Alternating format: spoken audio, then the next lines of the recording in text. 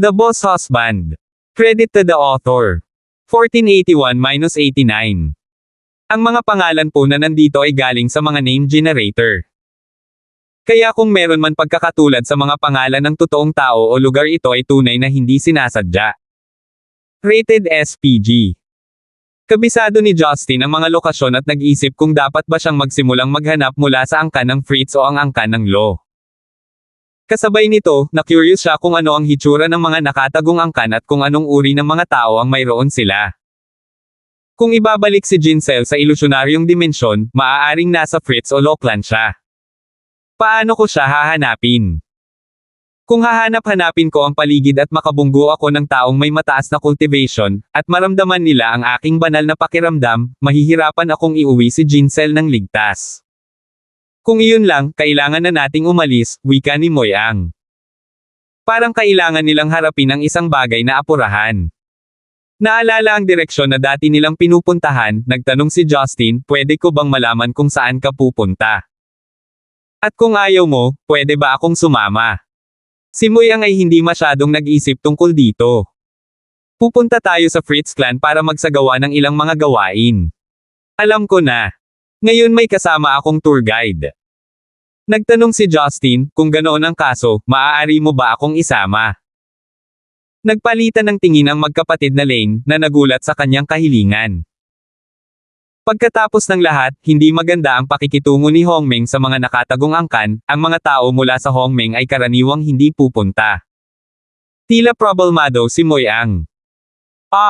Walang problema para sa amin ang pamunuan ng angkan ng Fritz dahil ang aming angkan ay kaanib sa kanila. Ngunit wala kang dahilan upang pumunta. Kung isasama ka namin, mahuhuli ka ng mga elite ng Fritz Clan, at mahirap ipaliwanag ang iyong pagkakakilanlan bilang bahagi ng Hongmeng. Ikinaway ni Justin ang kanyang mga kamay at ngumiti. Mukhang mabait kang tao, kaya wala akong pakialam na sabihin sa iyo ang totoo. Hindi ko talaga gusto ang manatili sa Hongmeng. Narinig ko na ang mga nakatagong angkan ay nagtataglay ng mas mahusay na mapagkukunan ng paglilinang, kaya gusto ko nang. Hoy! Nagkukubli ka sa mga nakatagong angkan. Napabuntong hininga si Trina. Sinabi ko lang na matapang ka, ngunit hindi ka lang natatakot na mamatay. Sa antas ng paglilinang tulad ng sa iyo, maaaring hindi ka tanggapin ng angkan ng Fritz, at makikita kang taksil ni Hongmeng. Hindi na ako magtataka kung papatayin ka nila kaagad. Nagkibit balikat si Justin. Ang paglilinang ay tungkol sa pagkuha ng mga panganib upang baguhin ang ating kapalaran. Kung wala ito, magiging mahirap na palakasin ang ating paglilinang. Bukod dito, ang aking apelyido ay Fritz din, kaya sa tingin ko ay mas madaling maghanap ng kanlungan mula sa angkan ng Fritz. Namilog ang mga mata ni Moyang. Pagkaraan ng ilang oras, sinabi niya, kung pipilitin mo, sa palagay ko maaari kang sumama. Kuya! Nasisiraan ka na ba ng isip? Nasa soul forming stage pa lang siya at hindi pamilyar sa ilusyonaryong dimensyon. Kung ipagkanulo niya si Hongmeng, baka wala na siyang pagkakataong magsisi. Gulat na tiningnan ni Trina ang kanyang kapatid. Tumanggaw si Moyang bilang pagsang-ayon. Alam ko lahat iyon. Gayunpaman, dahil determinado siyang gawin iyon, at kailangan namin ng tulong sa aming pagpunta doon, ito ay isang win-win na sitwasyon para sa amin. Natigilan si Trina noong una, ngunit nang may naisip siya, tumahimik siya kahit na may kumikislap na tingin. Iniisip ni Justin kung wala silang nagawa. Gayunpaman, batay sa kanyang karanasan sa pagbabasa ng mga tao, si Moyang ay hindi mukhang isang masamang tao sa kanya. Ang mga tao sa ilusyonaryong kaharian ay inabot ng maraming taon upang maging makamundo, at ang mga kabataan dito ay hindi kasing plano ng mga ordinaryong tao. Maaari ka naming isama.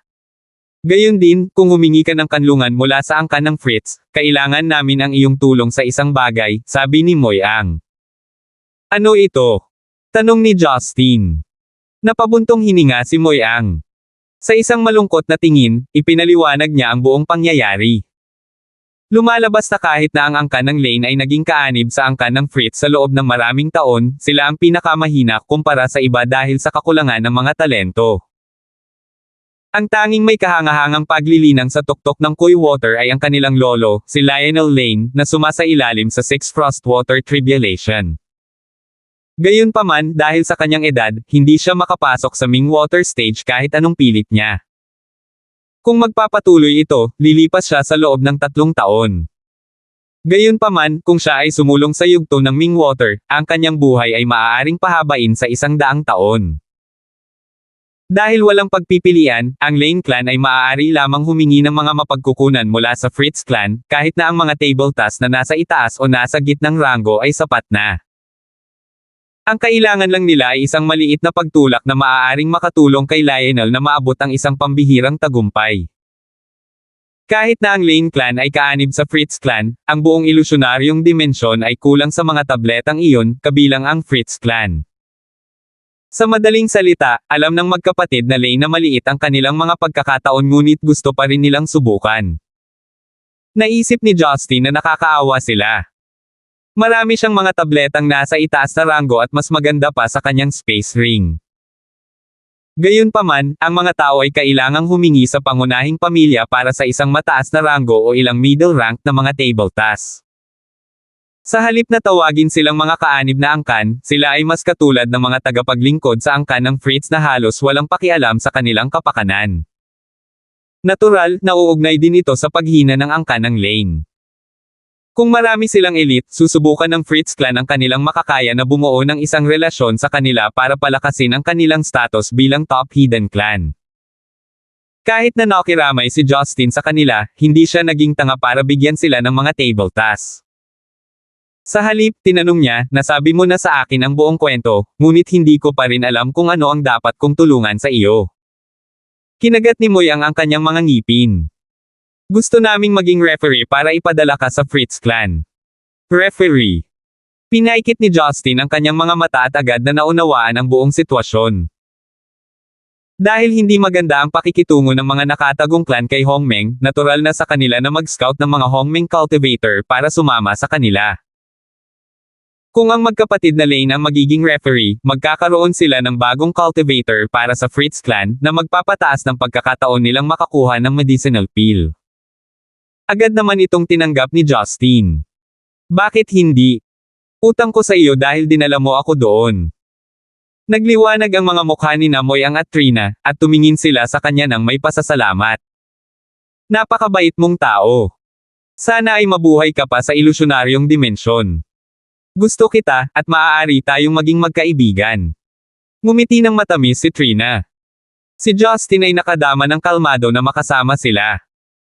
Hindi niya inaasahan na makakasalubong niya ang dalawang mabubuting tao sa sandaling makapasok siya sa ilusyonaryong kaharian. Sa palagay ko hindi lahat ng mga magsasaka ay materialistikong mga tao na nanlilinlang sa iba para sa kanilang pansariling benepisyo. Dahil ang magkapatid na Lane ay handang sabihin sa kanya ang buong kwento at hindi nila planong linlangin siya, naisip ni Justin na maaari niyang bigyan sila ng mga table tasks kung may pagkakataon. Nang magkasundo sila, tumungo sila sa kanluran. Sa kanilang pagpunta doon, nalaman ni Justin ang higit pa tungkol sa mga nakatagong angkan at Hongmeng. Lumipas ang oras, at sa wakas ay nakalabas na sila sa maniebeng bulubundukin. Sa halip, ang nakapaligid sa kanila ay ilang nagsasalubong na paikot-ikot na ilog. Sa tabi ng ilog ay mga kagubatan na may nagtataasang mga puno. Dito makikita ang karamihan sa mga puno na nawala sa mundo. Kabilang sa mga kagubatan ay isang malaking grupo ng mga sinaunang at marilag na gusali. Hindi maiwasan ni Justin na mamangha sa laki.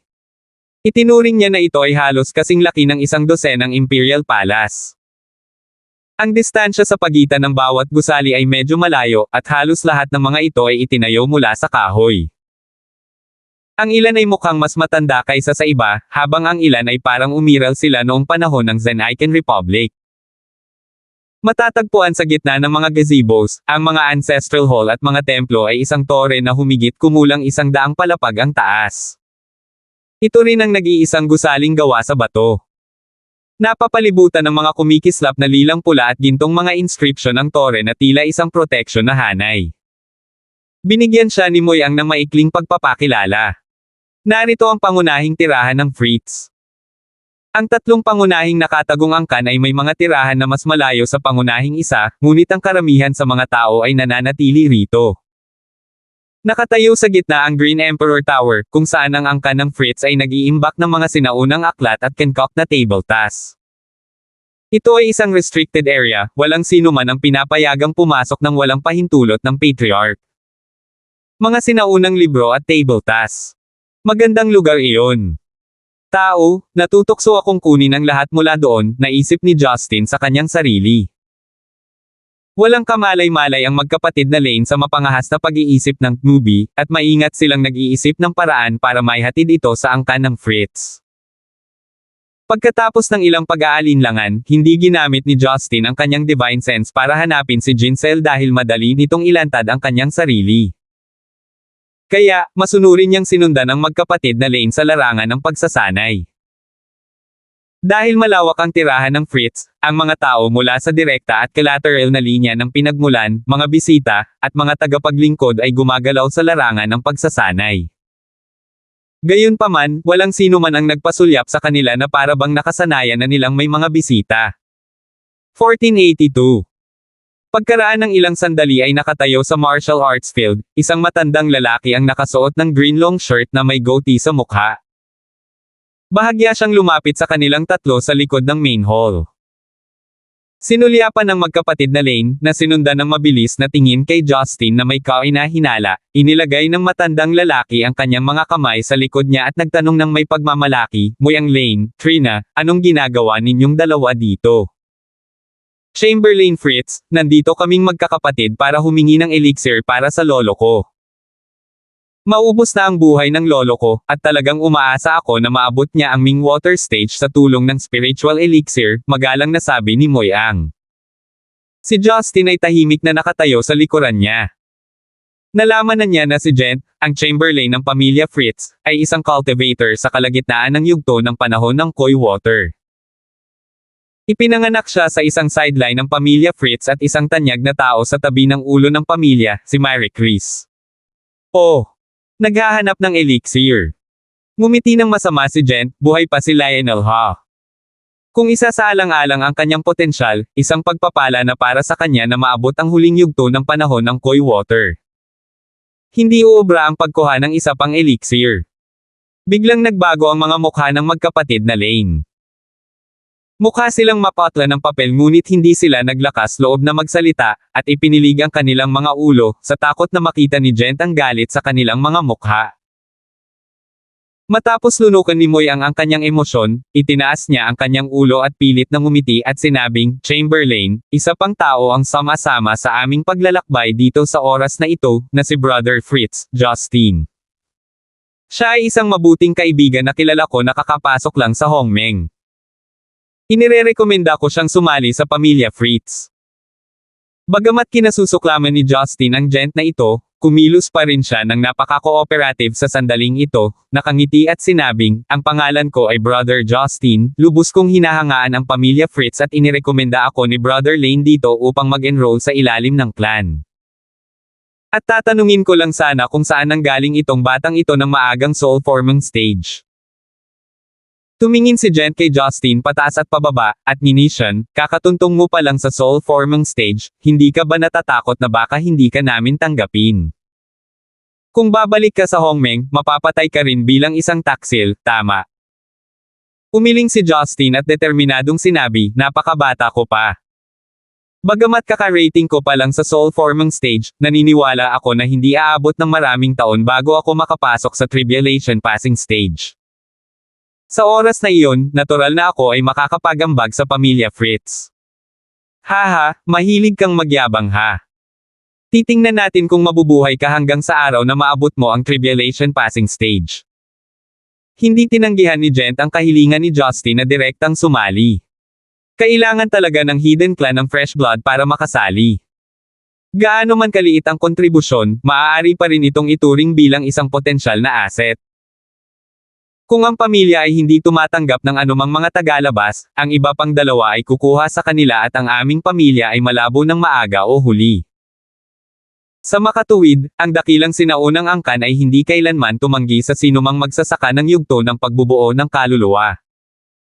Sa katunayan, hindi sila nagkaroon ng magandang relasyon ni Hongmeng sa simula pa lang, kaya nilang nakawin ang kanilang mga tao ayon sa gusto nila. Sa pagkakakilanlan ng referrer bilang bargaining chip para sa pamilya, halatang tinatrato ni Gent ang magkapatid na Lane, at napakahiyang palayain sila ng walang kabuluhan.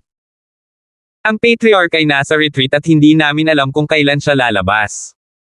Dadalhin kita sa pinakamatandang guro at hayaan siyang magdesisyon. Pagkatapos magsalita ni Gent, nauna siyang maglakad patungo sa main hall. Malamang na nagsisinungaling lang siya tungkol sa katotohanan na si Mary Chris ay nasa retreat. Nandito man siya, hindi siya magsasawang makipagkita sa dalawang juniors ng hamak na vassal family. Ang pinakamatandang master na binanggit ay ang panganay na anak ni Mary Chris, si Marvin, at ang nakatatandang kapatid din ng biolohikal na ama ni Ginsel, si Mauro Fritz. Sinundan ng tatlo si Gent sa pangunahing bulwagan, tumuntong sa makapal na sahig ng pinewood, ang hangin ay napuno ng halimuyak ng pulang sandalwood. Ang mga dragon at phoenix ay inukit sa paligid ng bulwagan, maraming mga inscription ang nakaukit, at maraming sinaunang mga pintura ang nakasabit, na ginagawang magmukhang matikas at malapalasyo ang lugar. Isang lalaking nasa katanghaliang gulang na may mahabang itim na buhok ang nagsuklay sa likod ng kanyang ulo, nakasuot ng sinaunang brocade na robe, magandang nakaupo sa upuan ng host position, hawak ang isang rolyo ng mga libro habang nagbabasa ng may sarap. Nakita ni Justin na si Marvin ay nasa kalagitnaan pa lamang ng panahon ng Mingwater. Kahit na siya ay itinuturing na isang master sa ilusyon na kaharian, hindi ito nagdulot ng banta kay Justin. Naalis na ang pagmamataas sa mukha ni Gent. Nagpakita ng mahinang ngiti, humakbang siya pasulong at yumuko at sinabing, ang panganay na guro, sinamoy ang atrina ng pamilyang Lane ay pumunta sa iyo upang makita ka kasama ang isang bata na gustong sumali sa aming pamilya Fritz. Gusto nilang makakuha ng elixir upang matulungan si Lionel na makaligtas sa panahon ng Koi Water. Itinaas ni Marvin ang kanyang ulo, ipinakita ang isang angular, mature na mukha ng isang magandang lalaki, kasama ang bahagyang bahid ng catamaran. Oh, ito ba ang batang nasa unang bahagi ng soul forming stage? Nagpakita ng kakaibang ngiti si Marvin, ang elixir na gusto mong gamitin sa tribulation passing stage ay dapat kahit isang medium grade spirit elixir. Kung gusto mong magkaroon ng malaking epekto, dapat itong high grade spirit elixir. Hindi mo ba naisip na isang hanggal na bagay na makahanap ng isang batang lalaki sa maagang soul forming stage para makakuha ng high grade spirit? Naging pangit ang mga mukha ni Namoy ang Atrina at agad na lumuhad ang dalawa sa lupa. Eldest Master, mangyaring isaalang-alang ang katotohanan na ang aming pamilya Lane at ang pamilya Fritz ay nasa loob ng higit sa 1,000 taon at nag-iwan ng kaunting kabaitan para sa amin. Ang aming lolo ay nangangailangan lamang ng isang huling tulong at kung siya ay makapasok sa panahon ng Mingwater, tiyak na gagawin namin ang higit pa para sa pamilya Fritz. Hindi namin malilimutan ang dakilang biyaya ng pamilya Fritz. Nagmakaawa si Moy Ang.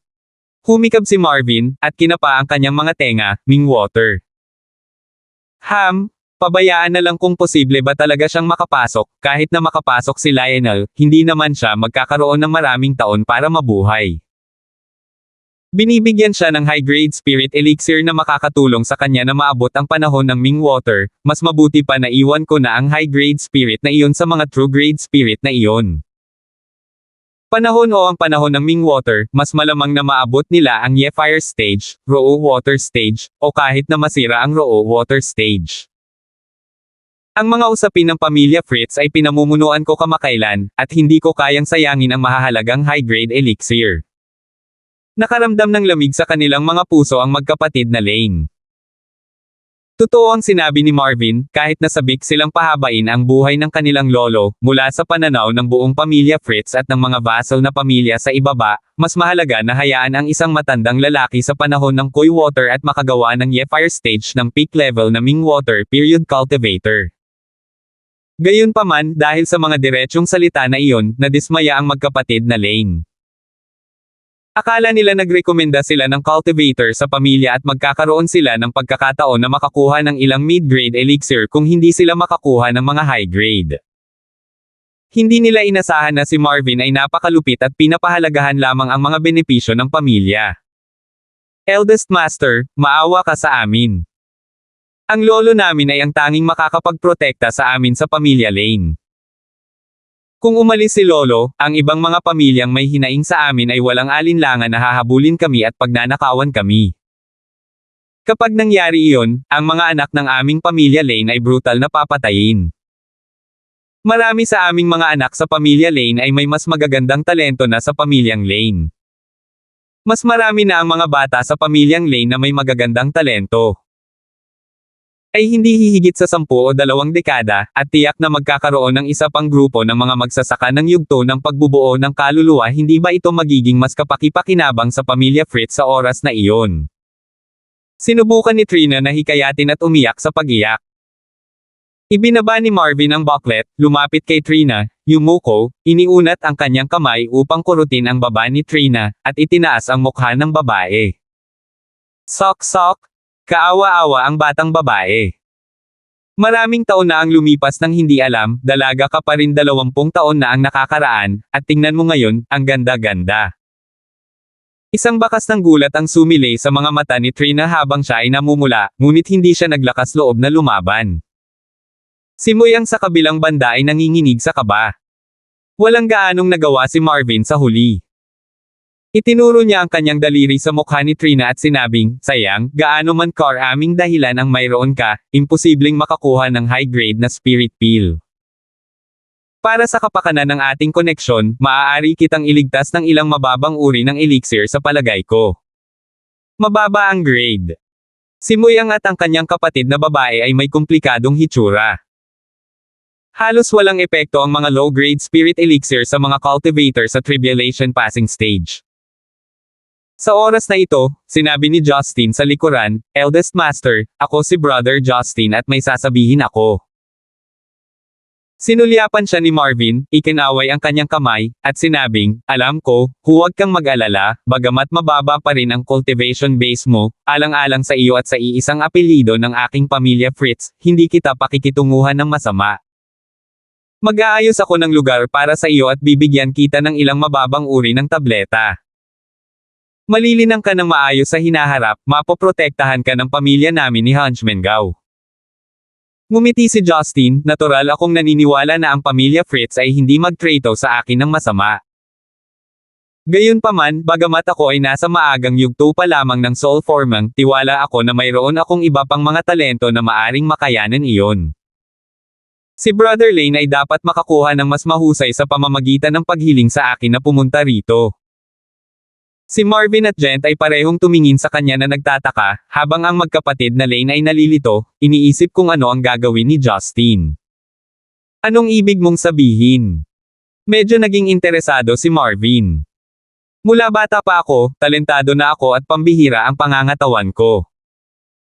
Bagamat nasa early stage pa lang ako ng soul formang, sapat na ang combat power ko para tumugma sa gitna o maging sa end stage ng soul formang, at wala pang 30 taong gulang ako.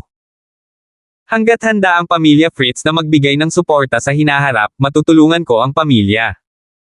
Nagpakita ng kumpiyansa si Justin. Hindi naniwala sina Marvin, Gent, at ang iba pa. Magsasalita pa sana sila nang lumabas sa labas ng hall ang nakakaakit na tawa ng isang babae. 1483. Hehehehe. Bihira lang makakita ng batang hindi takot sa kamatayan.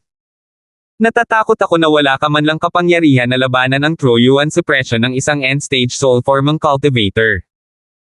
O mayroon ka bang 1,000 taong gulang na shell ng pagong para protektahan ka? Pumasok mula sa pinto ang isang magandang babae na may matambok at kurbadong katawan, nakasuot ng aquamarine chiffon skirt, mahaba ang buhok, naka-criss-cross na labi, matangos na baba, at ilong. Bawat ekspresyon niya, nakakunot man ang noo o nakangiti ay naglalabas ng mature charm.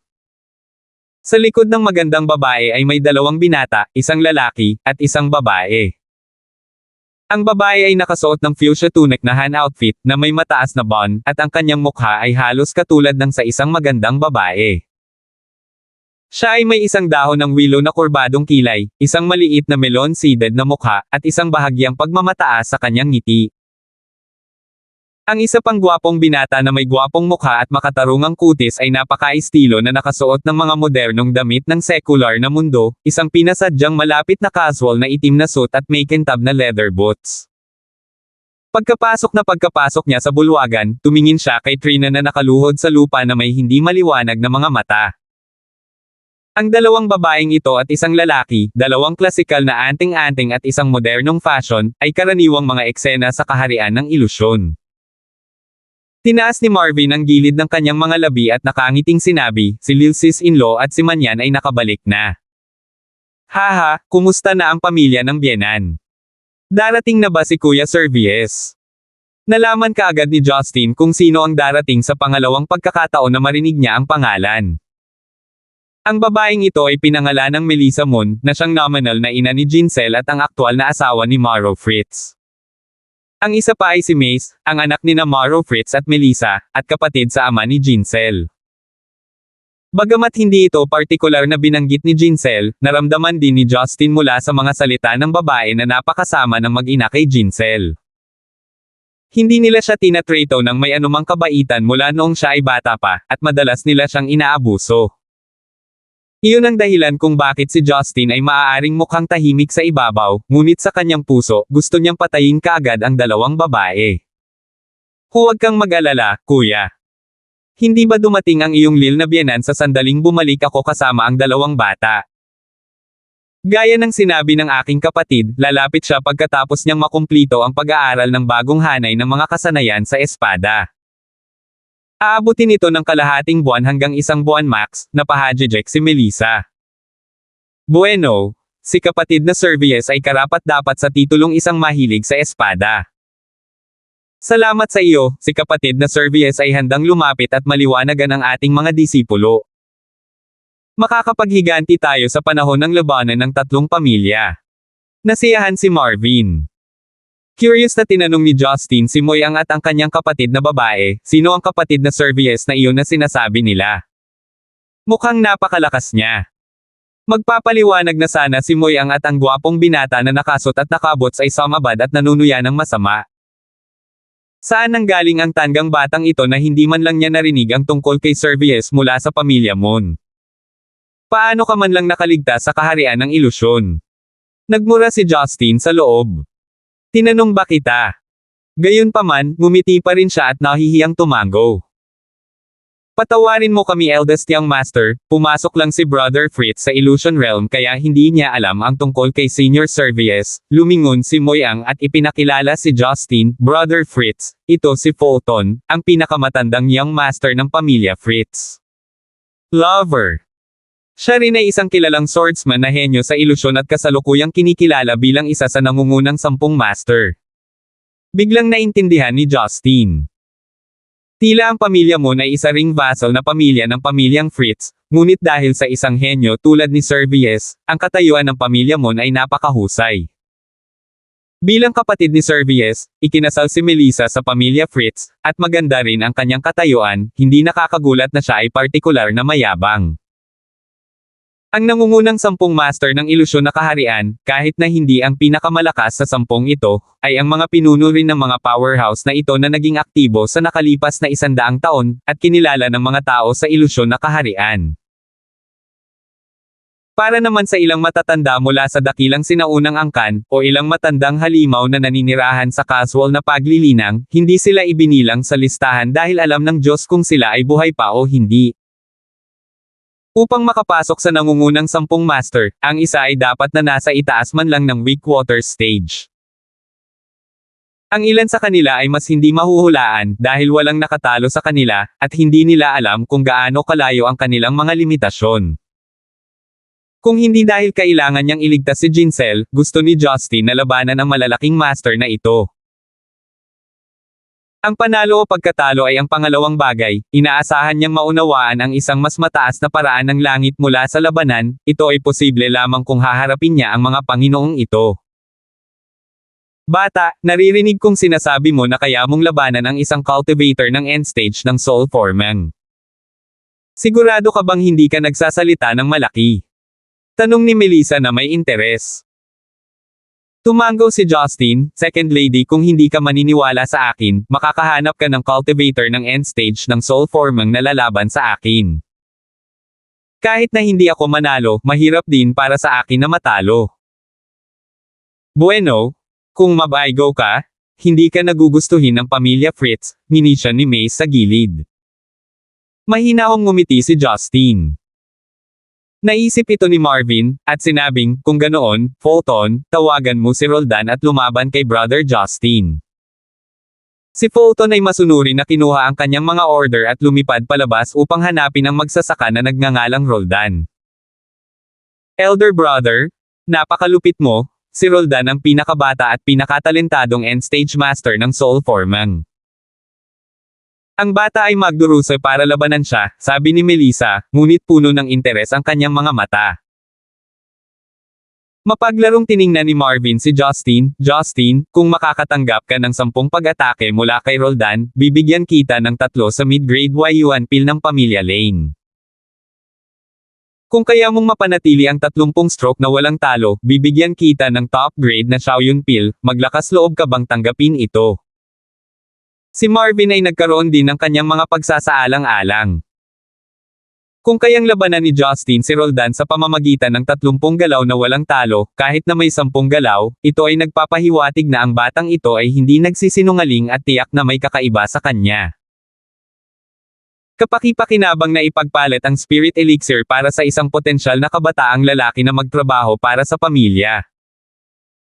Si Brother Justin ay hindi matalino, ngunit handang ipaglaban ang magkapatid na Lane, sabi ni Justin.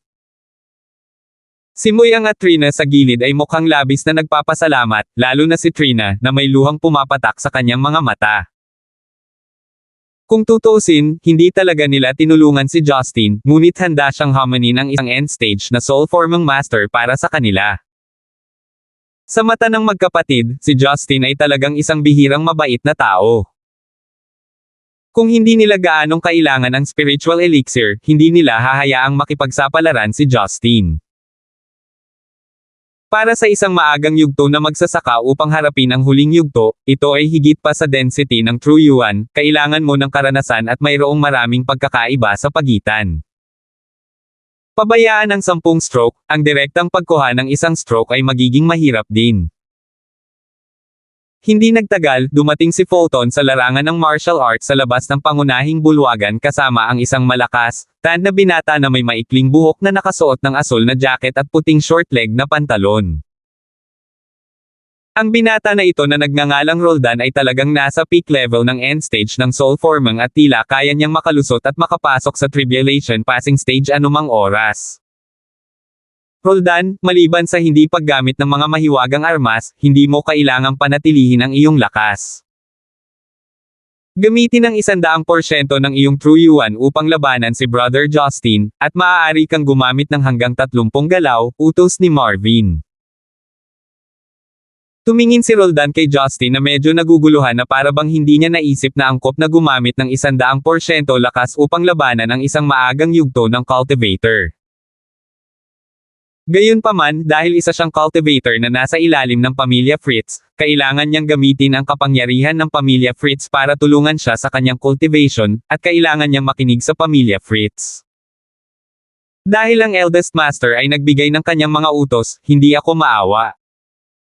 Kung hindi mo kayang kumapit, huwag mong pilitin ang iyong sarili. Hindi katumbas ng halaga na sirain ang iyong cultivation path dahil kakapasok mo pa lang sa Soul Forming Stage, sabi ni Roldan na may mapurol na mukha. Hindi maiwasan ni Justin na matuwa. Ang matibay na lalaki na ito ay mukhang malamig, ngunit siya ay isang mabait na tao. Tumango siya, please make a move.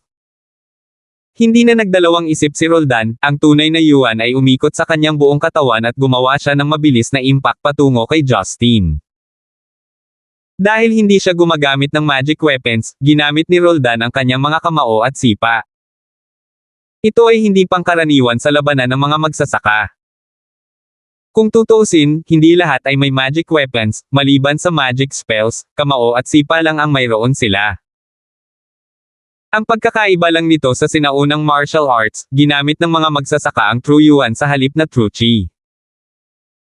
Minsang nagbasa si Justin ng maraming sinaunang lihim ng martial arts at mga pagpapakilala sa iba't ibang genre ng martial arts sa Tang Sect. Nakikita niya na si Roldan ay dapat na isang disipulo ng paaralan ng Shaolin, at kadalasang ginagamit niya ang pagsasanay ng Shaolin. Ang kamao ni Roldan ay parang isang bakal na palawit na nababalot ng mga pampasabog, isang kawit, isang punto, isang presyon, at ang puwersa ay mabigat. Kung hindi dahil sa espesyal na material ng larangan ng martial arts, ang lugar ay nabasag at sumabog. Walang sistematikong pag-aaral ng martial arts si Justin. Ang alam lang niya ay magagamit niya ang kanyang combat instinct para labanan si Roldan. Hindi niya mailantad ang kanyang cultivation base. Hindi niya nagawang pigilan ang kanyang true yuan at patuloy na tinatalo.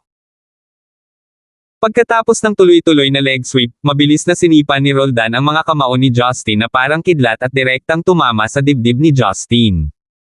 Bang! Ang buong katawan ni Justin ay lumipad pabalik, ang true yuan ay bumuo ng isang shockwave, at kinuha ang isa pang wave ng true yuan.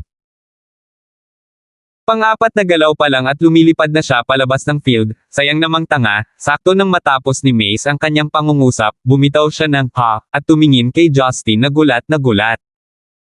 Paano posible? 1484. Matapos gumuhit si Justin ng parabola sa himpapawid, bago bumagsak sa lupa, gamulong siya sa hangin at tuloy-tuloy na lumapag.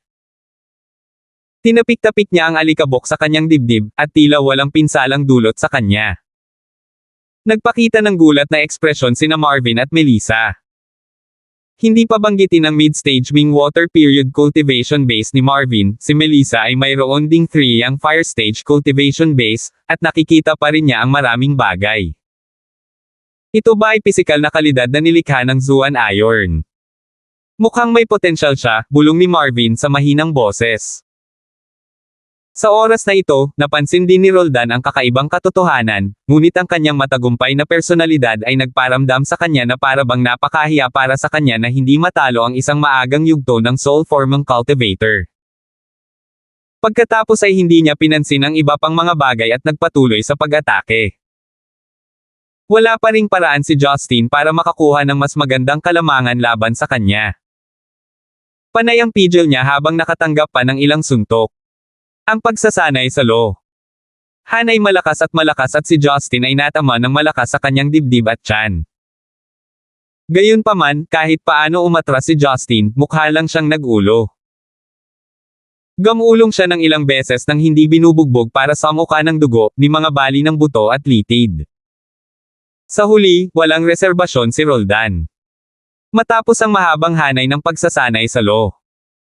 Han, hindi pa rin niya ito nagawang talunin at napagtanto niyang nakagamit na siya ng 23 galaw, 7 na lang ang natitira. Ang mga damit sa katawan ni Justin ay punit-punit na, ngunit wala man lang siyang anumang sugat sa katawan, at nakatayo pa rin siya roon ng nakangiti, naghihintay na tanggapin ang paglipat. Ang iyong kakayahan sa pagbuo ng katawan ay talagang mahusay, kailangan mong mag-ingat sa susunod, sa pagkakataong ito ay hindi na ako gagamit ng malupit na puwersa ng True Yuan, mataimtim na sabi ni Roldan. Iyon ay sinabi, isang gintong Buddhist throne ang nagtagal sa harap ni Roldan, na bumubuo ng isang Tianbao magical wheel, na may nakasulat na Sanskrit na parang tubig na dumadaloy dito. Om. Well. O. Ba. Mi. Hum. Ito ay ang Buddhist mantra, ang dakilang maawang Guanyin Bodhisattva na sumpa. Hindi siya nagsasagawa ng anumang ritual sa sandaling ito ngunit pinapatakbo niya ang magic spell na nagmula sa panloob na enerhiya ng Budismo. Isa-isa, ang ginintuan ng mga anting-anting ng Budista ay naglabas ng mga alon ng magagaan na alon. Bagamat nasa huling yugto pa lamang siya ng soul forming, parang malapit na niyang marating ang tribulation passing stage. Hindi ko inasahan na si Roldan ay may mga nakatagong talento, ito ay dapat na isang Shaolin Lion Roar spell, sabi ni Marvin na nakapikit ang mga mata. Marahil.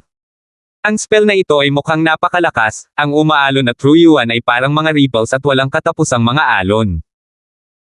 Kung makapasok si Roldan sa tribulation passing stage, dapat itong maging mas malakas. Mukhang hindi na ito makakalaban ni Brother Justin, pagsusuri ni Melissa. Sa katunayan, walang pakialam si Justin sa mga opinyon ng mga tao sa tabi niya. Ito ay isang gawa lamang.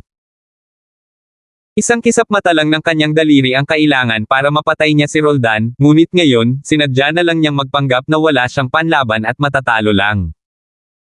Si Roldan ay napakaseryoso, at pagkatapos ay condensed ang Buddhist mantra, ibinuka niya ang kanyang bibig at sumigaw. Umuungol.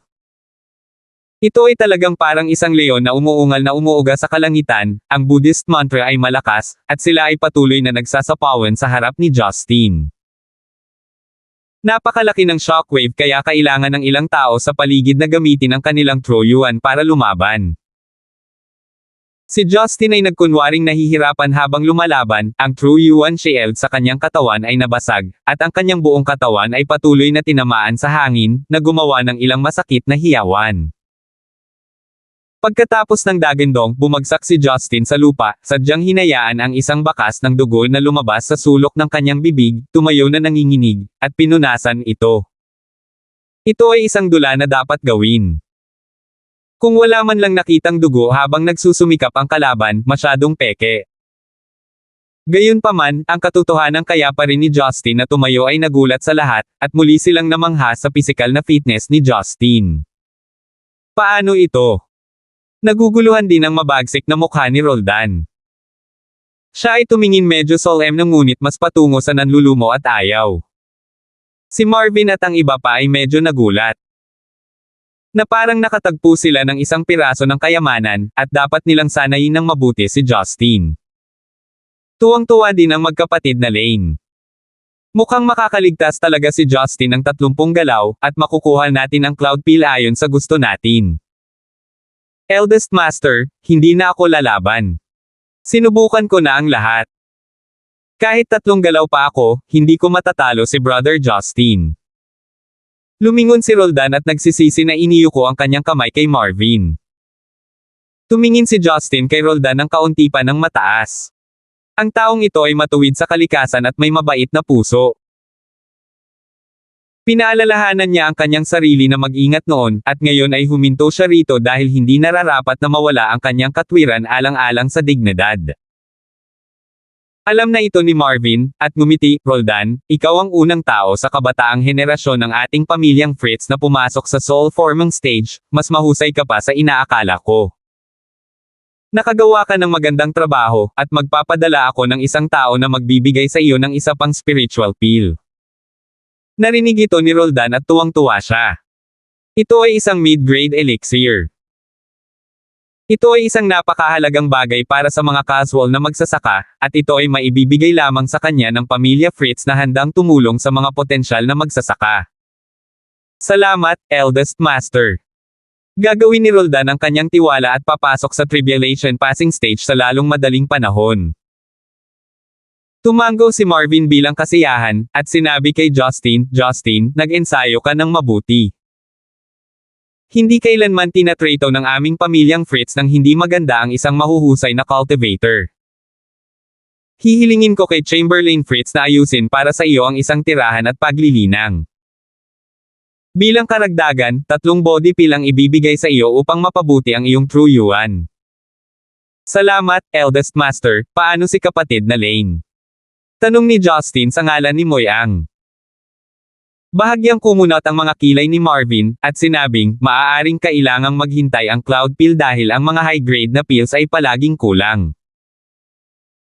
Nagpakita ng pagkabalisa ang magkapatid na Lane, at naramdaman nila na maaaring masuspend muli ang usapin pagkatapos marinig ito. Magsisinungaling ba ang tatay ko sa iyo? Malamig at mayabang na sabi ni Fulton, bagamat mahalaga ang Cloud Pill, hindi pa traidor ang pamilya Fritz namin para sa isang high-grade spirit elixir. Sinabi ni Marvin habang tumatango siya sa kanyang anak na may kasiyahan, oo, tama si Fulton, ako, si Marvin ay laging tumutupad sa aking mga salita. Eldest Master, huwag mo kaming intindihin, kaya naming maghintay, agad na magalang na sabi ni Moyang. Isang kakaibang kulay ang dumaan sa mga mata ni Fulton, at sinulyapan niya si Trina, at nakangiting sinabi, gawin natin ito, Moyang, Trina, pansamantala kang maninirahan sa aming pamilya Fritz at maaari kang bumalik kasama ang Cloud Pill kapag tapos na ito. Ito ba? Masyadong nakakabahala para sa pamilya. Moyang Lane, ikaw at ang iyong kapatid na babae ay parehong gumagamit ng mga espada. Hindi magtatagal bago dumating ang nakatatandang surveyor sa aming pamilya Fritz upang turuan ang nakababatang henerasyon ng swordsmanship. Hindi ba kayo ng iyong kapatid na babae ay nais na matuto pa? Tanong ni Fulton. Sinamoy ang at Trina ay nagliwanag ng kanilang mga mata. Kung maaari silang makakuha ng kaunting pagtuturo ni Servius, sila ay higit na nagpapasalamat. Sa paghusga sa kanilang pagkakakilanlan, sa ilalim ng normal na mga pangyayari, paano sila makakakuha ng pagkakataong makipag-ugnayan sa nangungunang 10 master? Sa kabaligtaran, medyo kakaiba ang tingin ni na Marvin, Melissa, at iba pa kay Fulton, ngunit hindi nila ito pinigilan dahil ito ay isang maliit na bagay lamang. Matapos maging maayos ang lahat, dumating si Chamberlain Gent at dinala si Justin at ang magkapatid na Lane upang humanap ng dalawang lugar upang magsanay at manirahan ayon sa pagkakabanggit. Sinakop ng pamilya Fritz ang isang napakalaking lugar. Nakakita sila ng dalawang liblib na lugar na may mga simpleng bahay na gawa sa kahoy sa loob, kaya maginhawa rin itong manatili. Hindi nakalimutan ni Gent na bigyan si Justin ng 3 body pills, ngunit hindi niya kailangan ang mababang produktong ito. Ang kalidad ng tabletang ito ay mas masahol pa kaysa sa kanyang pino. Sa pag-iisip sa sinabi ni Fulton, aabutin ng humigit kumulang 1 buwan upang pinuhin ang isang furnace ng cloud pill. Naguguluhan si Justin. Magagawa niya ito sa loob ng 1 o 2 oras. Paano sila tumagal ng 1 buwan? Sa pag-iisip tungkol dito, napagtanto niya na maaari niyang gamitin ang Samadhi True Fire ngunit ang mga tao dito ay gumamit ng aktwal na hilaw na materyales upang sindihan ang apoy. Hindi banggitin ang kalidad ng apoy, ang lakas ng apoy lamang ay hindi maihahambing sa kanya, at syempre, ang pagpino ay magiging napakabagal. Ibinigay ni Justin ang Samadhi body pill sa magkapatid na Lane. Sa una ay tumanggi silang tanggapin ito, ngunit sinabi ni Justin na kung hindi nila ito ay nagpapahiwatig na hindi sila magkaibigan. Sa huli, tinanggap nila ito ng buong pasasalamat. Tumingin pa si Trina sa mga mata ni Justin at nagsimulang magpakita ng kaunting paghanga, na naging dahilan upang siya ay medyo napatulala. Masyadong mapait ang mga babaeng magsasaka sa kaharian ng ilusyon at madali silang naantig sa pamamagitan ng pagbibigay ng kaunting kabaitan sa kanila. Ang kanyang mga babae ay kumakain ng mga table tasks tulad ng pang-araw-araw na pagkain. Sa katunayan, kailangan din ni Justin ng tulong mula sa magkapatid na Lane. Higit sa lahat dahil gusto niyang matuto pa tungkol sa mga bagay sa ilusyon at sa sitwasyon ng nakatagong angkan. Natural na pinag-uusapan ng magkapatid ang lahat ng kanilang nalalaman dahil sa napakaraming benepisyo mula sa kanya. Gayunpaman, pinagsisihan ni Justin na pagkatapos ng 2 araw na pakikisama, hindi siya makakuha ng anumang impormasyon tungkol kay Jinsel mula sa magkapatid na Lane. Marami lang siyang natutunang pangkalahatang kaalaman sa kaharian ng ilusyon. Saglit na nag-isip si Justin, oras na para maglakad-lakad sa pamilya Fritz, ngunit paano siya makakalakad nang hindi pinaghihinalaan ang kanyang hinahanap? Sa ngayon, bagamat hindi niya napansin na maaaring pigilan siya ng sinumang supermaster sa pamilya Fritz, ngunit dahil hindi niya napansin na nagsimula siyang maghinala. Tulad ng pagkabalisa ni Justin tungkol sa problemang ito, si Roldan, ang lalaking nakipag-away sa kanya 2 araw na ang nakakaraan, ay biglang pumunta sa kanyang tirahan ng madaling araw upang hanapin siya. 1485. Brother Justin, kamusta ang stay mo? Komportable ka ba sa lugar? Ang ngiti ni Roldan ay napakasaya, na walang kinalaman sa kanyang edad. Nakita ni Justin na ang matipunong lalaki na ito ay hindi talaga isinasapuso ang bagay ng araw na iyon, at ngumiti ng may kaunting pagpapahalaga, Brother Roldan, paano kita matutulungan? Wala lang, basta pinapayagan ng pamilya Fritz ang bawat magsasaka na sumasali sa pamilya na makapasok sa Green Emperor Pagoda 1 beses sa 1 taon at pumili ng practice o spell na gusto mong linangin. This year is my 3rd year of entering the Fritz family, and I am just about to go pick a practice. I assume na si Brother Justin ay hindi pa nakapunta roon noon kaya pumunta ako para dalhin ka. Paliwanag ni Roldan. Nang marinig ito ni Justin, isang mabilis na pag-iisip ang pumasok sa kanyang puso. Nagkaroon na siya ng ideya tungkol sa Green Emperor Pagoda dahil narinig niya si Moy ang nagsasabi na maraming bilanggo sa pagoda, karamihan sa kanila ay mga katulong ng pamilya Fritz na laban sa pamilya Fritz o pinarusahan. Doon ba makukulong si Jinsel? Salamat, Kuya Roldan. Siyempre, hindi tumanggi si Justin at pumunta siya sa Green Emperor Pagoda kasama si Roldan. Habang nasa daan, tila walang ingat na nagtanong si Roldan, kahanga-hanga ang paraan ng pagsasanay ni Brother Fritz, kung saang sekta kagaling. Lihim nang umiti si Justin sa kanyang puso. Na-curious pala siya sa bagay na ito, kaya gumawa siya ng dahilan para magtanong. Mukhang interesado si Kuya Roldan. Namula si Roldan at bahagyang napahiya. Tumawa siya, may isang bagay na hindi alam ni Brother Justin. Sa totoo lang, isa akong martial art freak, nang kunin ako ng aking master noon, sinabi niya na ako ay masyadong marumi at may labis na pagkahumaling kaya hindi ako makapasok sa Buddhist sect. Hanggat ito ay isang kasanayan na interesado ako, lagi kong gustong matuto pa. Talagang honest ang lalaking ito. Tumango si Justin bilang pagsang-ayon, dahil prangka si Brother Roldan, sasabihin ko sa iyo ang totoo. Sa katunayan, mayroon akong kakaibang talento ng walang anumang mga diskarte sa paglilinang. Hindi ko rin alam kung paano ako nagkaroon ng ganoong katawan. Nagsinungaling si Justin at walang masabi. Malinaw, hindi niya maaaring banggitin ang mga bagay tulad ng pagkinang ng banal na liwanag o pagiging init ng ulo ng Tai Ching Heavenly Lightning. Ibinuko ni Roldan ang kanyang bibig sa pagkamangha, na may ekspresyong, ganyan, ngunit pinaniwalaan lamang ito. Bumagal ang takbo ng dalawa, at medyo speculative ang chat. Ang tanging interes ni Roldan ay ang pagsasanay, pag-aaral ng martial arts at mga pamamaraan, at si Justin ay nagkataong may mas malalim na pangunawa kaysa kay Roldan. Napansin ni Roldan na ang pakikipag-usap sa kanya ay napaka-interesante at palagi siyang nakakaisip ng mga bagong pananaw. Malaking nakinabang sa akin ang pakikipag-usap kay Brother Fritz tungkol sa mga pamamaraan ng paglilinang. Hinahangaan ka ni Roldan sa gayong bukas isip na mga pag-uusap. Masaya akong maging kaibigan kita. Seryosong tanong ni Roldan, nakatingin kay Justin ng may pag-asa. Mapait nang umiti si Justin sa kanyang puso. Kung alam lang niya na lahat ng tungkol sa akin ay peke, maging ang pangalan ko. Paano siya naging walang muwang kung bibigyan na siya ng edad 40? At isa pa, wala namang masama kung makipagkaibigan kaya pumayag siya. Tuwang-tuwa si Roldan, magaling. Si Brother Justin ang una kong kaibigan sa mundo ng ilusyon, at hinding-hindi ako mag-iisa sa kalsada sa hinaharap.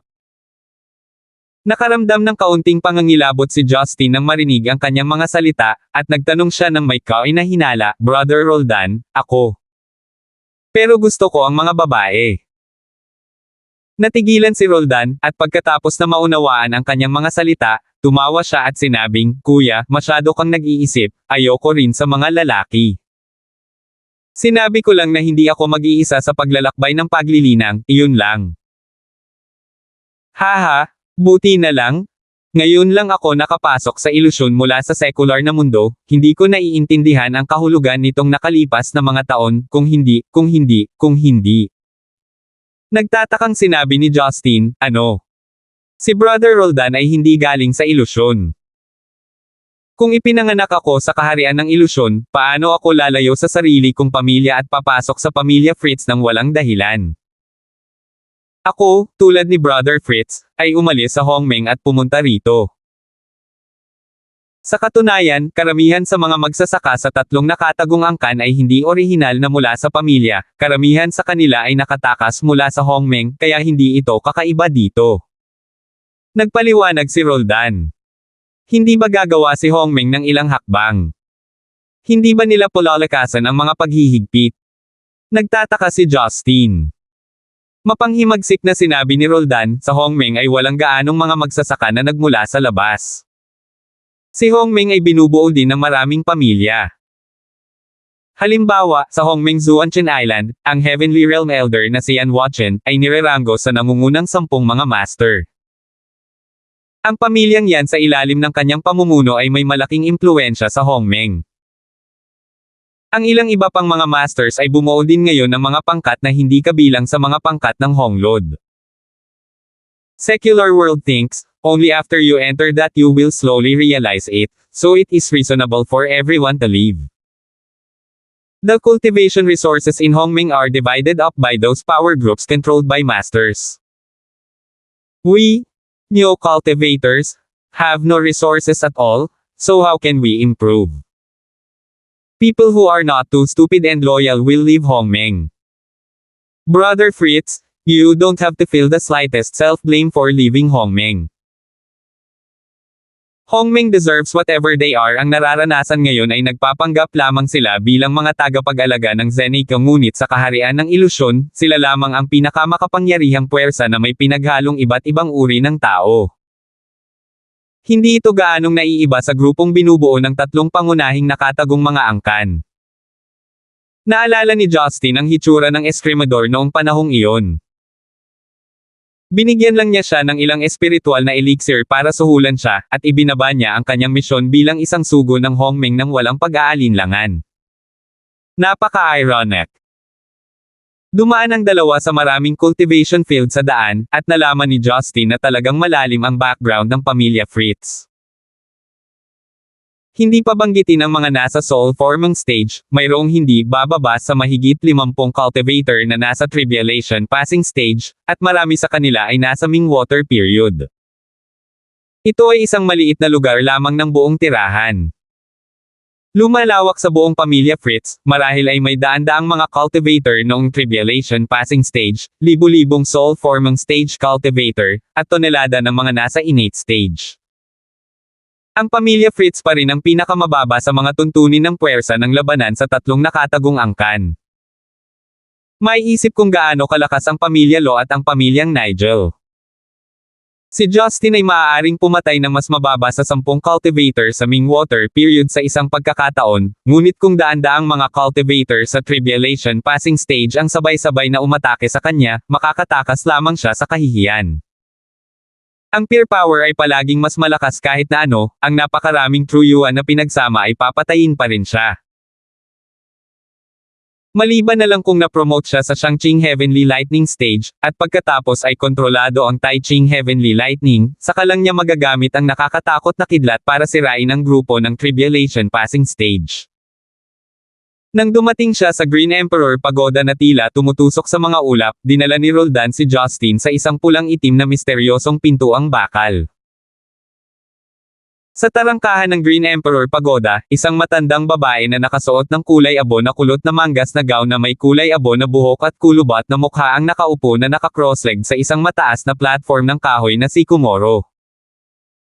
Tila matagal na siyang nakaupo doon na hindi kumikibo, at maalikabok na ang mga damit sa katawan. Dahil si Roldan ay may pahintulot mula sa patriarch ng pamilya, si Mary Chris, direktang sinabi niya, "Roldan, Brother Justin, hilingin sa lola na buksan ang pinto." Si Justin, na nasa tabi niya, ay walang pakialam noong una, ngunit pagkatapos ng mahabang panahon na tumingin sa matandang babae, sa wakas ay may napagtanto siyang kakaiba. Hindi makita ang paglilinang nitong matandang babae. Ang tanging posibleng dahilan para hindi niya makita ang cultivation ng isang tao ay siya ay nasa weak water stage o mas mataas. Ito ay magiging dahilan upang ang true yuan ay malalim na hindi niya makita. Masasabi bang ang tila hindi nakikitang matandang babae na nagbabantay sa pinto ay talagang isang master sa ibabaw ng weak water stage? Hindi nang ahas si Justin na magpakita ng sobrang nakakagulat na ekspresyon.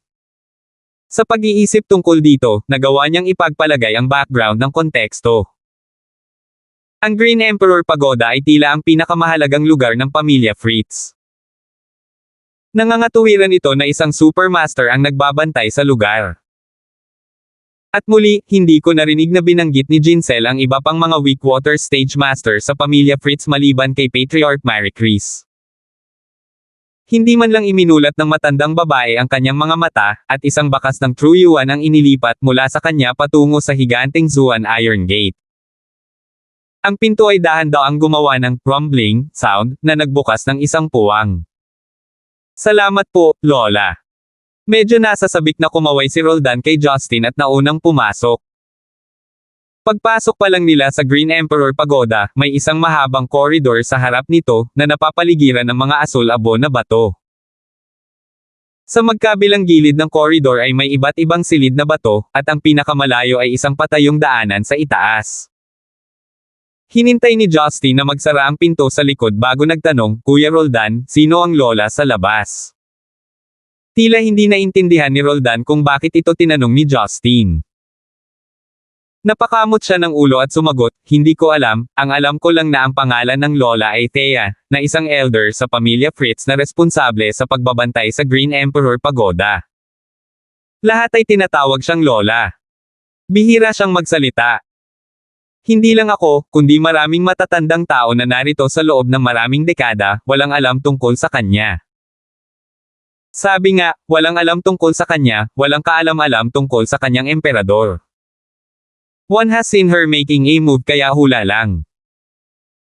Naisip ni Justin sa kanyang sarili, tila si Thea ay walang alinlangan na nasa itaas ng Weakwater stage, kung hindi, imposibleng walang makakaalam tungkol sa kanyang aktwal na paglilinang.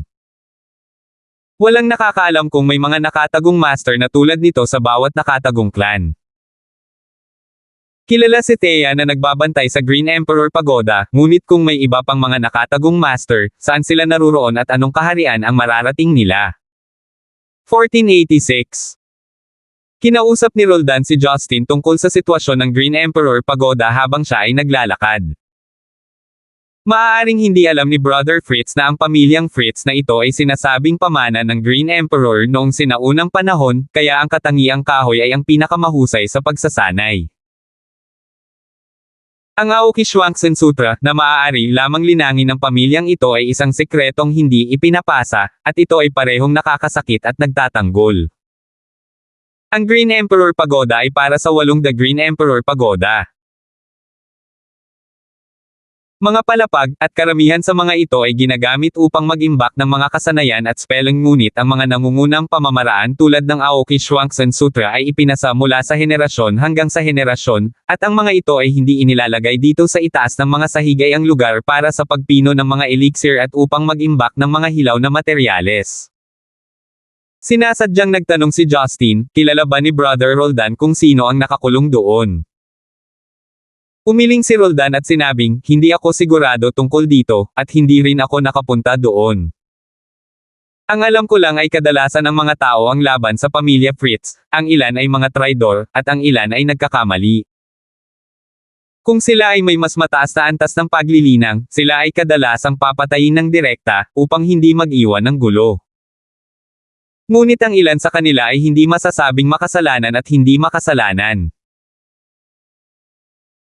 Noon, marami silang cultivator doon sa panahon ng labanan sa pagitan ng tatlong nakatagong mga angkan ay maaari lamang ma-access ang mga antas na nag-iimbak ng mga kasanayan at spelling ay binabantayan ng mga elder ng pamilya Fritz at tanging ang mga direktang miyembro ng pamilya ng Fritz ang makaka-access sa lugar kung gusto nila. Nag-isip si Justin. Paano ako aakyat doon, baka nasa taas si Jinselen, hindi. Ngunit sa itaas ng palapag ng koleksyon ng libro, may mga matatanda mula sa pamilya Fritz na nagbabantay dito, na talagang mahirap. Naglalakad patungo sa patayong daanan kasama si Roldan, tumangala si Justin at nalaman na ang bawat antas ay may gintong porma sayon na nakaharang sa lugar at ito ay nagniningning at nakasisilaw. Ang mga pagbabawal na ito ay magpapabagal sa pag-akyat ng mga magsasaka sa pamamagitan ng paglalapat ng espiritual na presyon, at paghihigpitan ng truyuan na kailangan upang magtagumpay. Ito ay upang subukan din ang antas ng pagtatanim ng mga magsasaka na pumasok sa tore. Kung ang isang cultivator ng soul forming stage ay gustong magmadali sa pinakamataas na antas ng pagoda upang makita ang pinaka-advanced na mga kasanayan, ito ay halos imposible. Ang mga itaas na palapag ay mangangailangan ng hindi bababa sa cultivation base ng Yefire o Mingwater upang maipasok ito ng maayos. Ang ilang mga magsasaka ay gustong pumasok ng puwersahan, bagaman ito ay magagawa, sila ay tatanggihan ng mga matatanda sa tore at masunuring pumunta sa mas mababang antas. Ito ay upang hikayatin ang mga magsasaka ng pamilya na magtanim ng husto at upang maiwasan din ang mga magsasaka na maging masyadong ambisyoso at makagambala sa kanilang landas.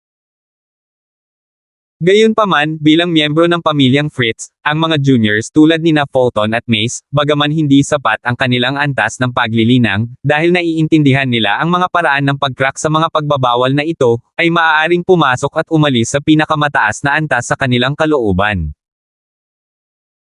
Nang lumipad sina Justin at Roldan nang wala pang 5 palapag ng magkasama, napagtanto nila na mahirap nang makalusot sa True Yuan ng maagang yugto ng Soul Formang. Si Roldan ay considerate kay Justin, at sinabing, mabuti na lang maabot mo ang ika-5 palapag. Nasa ika-3 palapag ako noong nakaraan. Kapatid na Fritz, tingnan natin ang ika-5 palapag. Maaari pa siyang umakyat ng ilang palapag ngunit pinili niyang manatili dito kasama si Justin. Medyo napahiya si Justin. Itinuring ni Roldan ang kanyang sarili bilang isang kaibigan at ayaw niyang iwan siyang mag-isa sa ika-5 palapag, kaya nanatili siyang kasama niya. Para sa isang taong labis na nahuhumaling sa paglilinang, ang desisyon ni Roldan ay napakahalaga. Tinapik ni Justin ang balikat ng lalaking kayumanggi, at sinabi sa kanyang puso, kung papayagan ang sitwasyon sa hinaharap, tiyak na bibigyan kita ng isang grupo ng mga kapakipakinabang na elixir, ngunit wala akong pagpipilian kundi itago ang lahat ngayon. Pumasok ang dalawa sa library sa 5th floor at tumingin sa paligid. Isang malaking koleksyon ng mga libro at ilang bamboo slip ang inilagay sa 12 ng mga bookshelf. Ang mga koleksyon ng dakilang sinaunang angkan ay dapat na hindi maihahambing sa mga sekular na sekta. Bagamat hindi posibleng sabihin na ang bawat isa sa kanila ay magiging mabuti, marami pa ring mga bihirang bagay. Mabilis na naghanap si Roldan ng isang grupo ng mga diskarte sa santukan at mga kasanayan sa Budismo at hindi nag-abala tungkol kay Justin. Hindi interesado si Justin sa mga pagsasanay na ito, kaya casual niyang tiningnan ang mga ito. Ito ay masyadong mahina o masyadong mababaw. Napakalayo nito sa kaharian na kasalukuyang kinaroroonan niya, kaya magiging kapakipakinabang lamang ito para sa mga magsasaka sa ibaba ng Tribulation Passing Stage. Matapos makita ang isang napakakapal na klasikong aklat na inilagay sa pinakasentro na posisyon, naging interesado si Justin at lumapit upang tingnan. Mahusay na sinaunang mga kodigo sa pagsasanay. Kumunat ang noo ni Justin, nagtataka kung ano iyon, at nang buksan niya ito, bigla siyang lumapit, at hindi niya maiwasang makaramdam ng kaunting kasiyahan. Ito ay talagang isang encyclopedia ng paglilinang. Ang dahilan ng pagsasabi nito ay dahil naitala nito ang mga tiyak na antas ng paglilinang mula noong dakilang sinaunang panahon, gayon din ang mga tiyak na pagkakaiba at mga detalye ng bawat antas at mga kasunod na antas. Halimbawa, gaano kalayo ang pagkakaiba sa pagitan ng isang magsasaka sa panahon ng Ye-Fire at ng isa sa panahon ng Koi Water. Ang aklat na ito ay gumamit ng napakasimpleng halimbawa. Gamit ang parehong volume ng True Yuan, ang isang Ye-Fire cultivator ay kayang ganap na basagin ang 1,000 dragon boulder, habang ang Koi Water cultivator ay kayang durugan ang 2,000. Ang mga dragon boulder ay isang natatanging bato sa kaharian ng ilusyon. Ang katatagan nito ay halos maihahambing sa pinong jadeite, ngunit makikita ito kahit saan, kaya madalas itong ginagamit upang subukan ang lakas ng True Yuan. Ang ganitong uri ng pangagam na pagsukat na uri ng paghahambing, bagamat hindi ganap na tumpak, dahil sa katotohanan na ang aktwal na sitwasyon ay mas komplikado, ngunit ito rin ay isang medyo layunin na paghahambing. Ang mas kawili-wili kay Justin ay may mga bagay na hindi niya alam noon at hindi niya masyadong napansin. Ang mga bagay na ito ay hindi kailanman narinig mula kay Jinsel, at imposible para sa isang babae na makipag-usap sa kanya sa bawat aspeto. Halimbawa, paano nalampasan ng mga nagsasaka ng 3 Yang True Fire Tribulation at ng 6 Frost Water Tribulation ang mga yugto, paano sinuri ng Heavenly Fire at Xuanshui ang mga cultivator, at iba pa. Ang nagparamdam kay Justin na nakapagtataka ay ang isa ay talagang naka-advance sa Tribulation Passing Stage. Sa madaling salita, ang mga cultivator ng 3 Yang Fire Tribulation, kung maaabot nila ang pinakamataas na antas ng Ye-Fire, at kung mayroon silang mas mataas na larangan ng pangunawa, maaari silang magpatuloy sa pagpasok sa mga yugto ng Ming Waters o Weak Waters. Hindi pa isinasaalang-alang ni Justin ang isyong ito noon, tulad ng kung paano patuloy na umunlad ang cultivator sa panahon ng Ye-Fire, kung ito ay para lamang sa patuloy na pagtaas ng kanyang true yuan. Ngayong nasaksihan niya ang lahat ng ito, parang higit pa sa iniisip niya. Sa simula, ang mga magsasaka sa tribulation passing stage na pumasok sa heavenly tribulation, ay tinutukoy ng kanilang kakayahan, ugat, at pamamaraan, ngunit hindi sila nababago. Ang pagpasok sa Triyang True Fire Tribulation ay hindi ang katapusan ng cultivation journey, ito ay depende sa pag-unawa at pagkakataon. Dahil sa malupit na mga kondisyon at mga bagay na tulad ng kakayahan ay mahirap baguhin, hindi maraming magsasaka ang maaaring umunlad ng maayos. Gayunpaman, ito rin ang naging alarma para kay Justin, dahil ang mga master na iyon sa weak waters period ay maaaring makapasok o isang taong nakapasok sa 9 heavenly lightning tribulation stage, ngunit hindi pa rin siya sigurado. Walang kamalay-malay, pagkaraan ng ilang oras, nabasa at naisip ni Justin ang mga nilalaman ng code na ito ng may sarap. Sa oras na ito, nakapili na si Roldan ng isang body protection technique na labis niyang kinaiinteresan, at kabisado niya ito ng husto, na pinasigla rin ng labanan ni Justin. Nang makitang tinitingnan ni Justin ang practice code doon, hindi maiwasang magtaka ni Roldan. Brother Fritz, bakit mo binabasa ang practice code na ito? Hindi mo ba gustong pumili ng practice na linangin? Casual na ngumiti si Justin, wala akong masyadong alam tungkol sa cultivation at marami akong natutunan sa pagbabasa ng code na ito. Nakikita ko, ang code ng pagsasanay na ito ay inilalagay sa maraming mga layer. Ito ay isang pangkaraniwang toolbox sa mundo ng pantasya. Sa tingin ko, dapat mo munang piliin ang paraan ng pagsasanay, iminungkahi ni Roldan. Ayaw sayangin ni Justin ang kabaitan ni Roldan kaya tumingin siya sa paligid at mabilis na binasa ang lahat ng ehersisyo sa ikalimang palapag gamit ang kanyang banal na sentido. Nang bumagsak ang kanyang tingin sa isang sulok ng bookshelf, nalaman niyang ang isa sa mga pagsasanay ay parang scroll lang. Balat ng hayop na medyo iba. Iniunat ni Justin ang kanyang kamay at hinawakan ang teknik sa kanyang kamay. Tianyuan Fragmented Scroll. Hindi makita ni Justin ang pangalan ng discarding ito, tila isang hindi kumpletong pagsasanay. Brother Fritz, ngayon ko lang nakita ang Tianyuan Fragmented Scroll na ito. Ito ay napakalabo, at ito ay minarkahan ng mga elder ng pamilya Fritz. Sa ngayon sa pagsasanay na ito, ang mga magsasaka na nagsasanay sa scroll na ito ay makakarating lamang sa innate stage. Siguro dahil ang huling pahina ng scroll na ito ay nawawala, ngunit gayunpaman, ang mga pamamaraan ng pag-atake ay talagang masama. Ikinaway ni Roldan ang kanyang kamay at naramdaman niyang walang silbi ang scroll na ito. Naging mas interesado si Justin. Ang scroll na ito ay ipinasa sa napakatagal na panahon. Kung ito ay isang ordinaryong pamamaraan, bakit gamitin ang pambihirang balat ng hayop na ito upang mapanatili ito? Nang hindi nag-iisip tungkol dito, binuksan ni Justin ang scroll at tiningnan ito ng simple. Sa susunod na sandali, si Justin ay natulala sa isang iglap, at naramdaman na lamang niya ang isang pagsabog ng kulog sa kanyang isipan. Ang walang katapusang Resolve Restoration Scripture. Sinubukan ni Justin na magtiis ng hindi sumisigaw, ngunit napabulalas siya sa kanyang puso. 1487. Sa isang iglap, naisip ni Justin na ang mga pagsasanay na ibinigay niya ay nahulog sa mga kamay ng pamilya Fritz, ngunit nagkamali siya. Kung may kumuha ng kanyang mga ehersisyo, paano nila ito may lalagay dito para mabasa ng lahat ng magsasaka sa pamilya?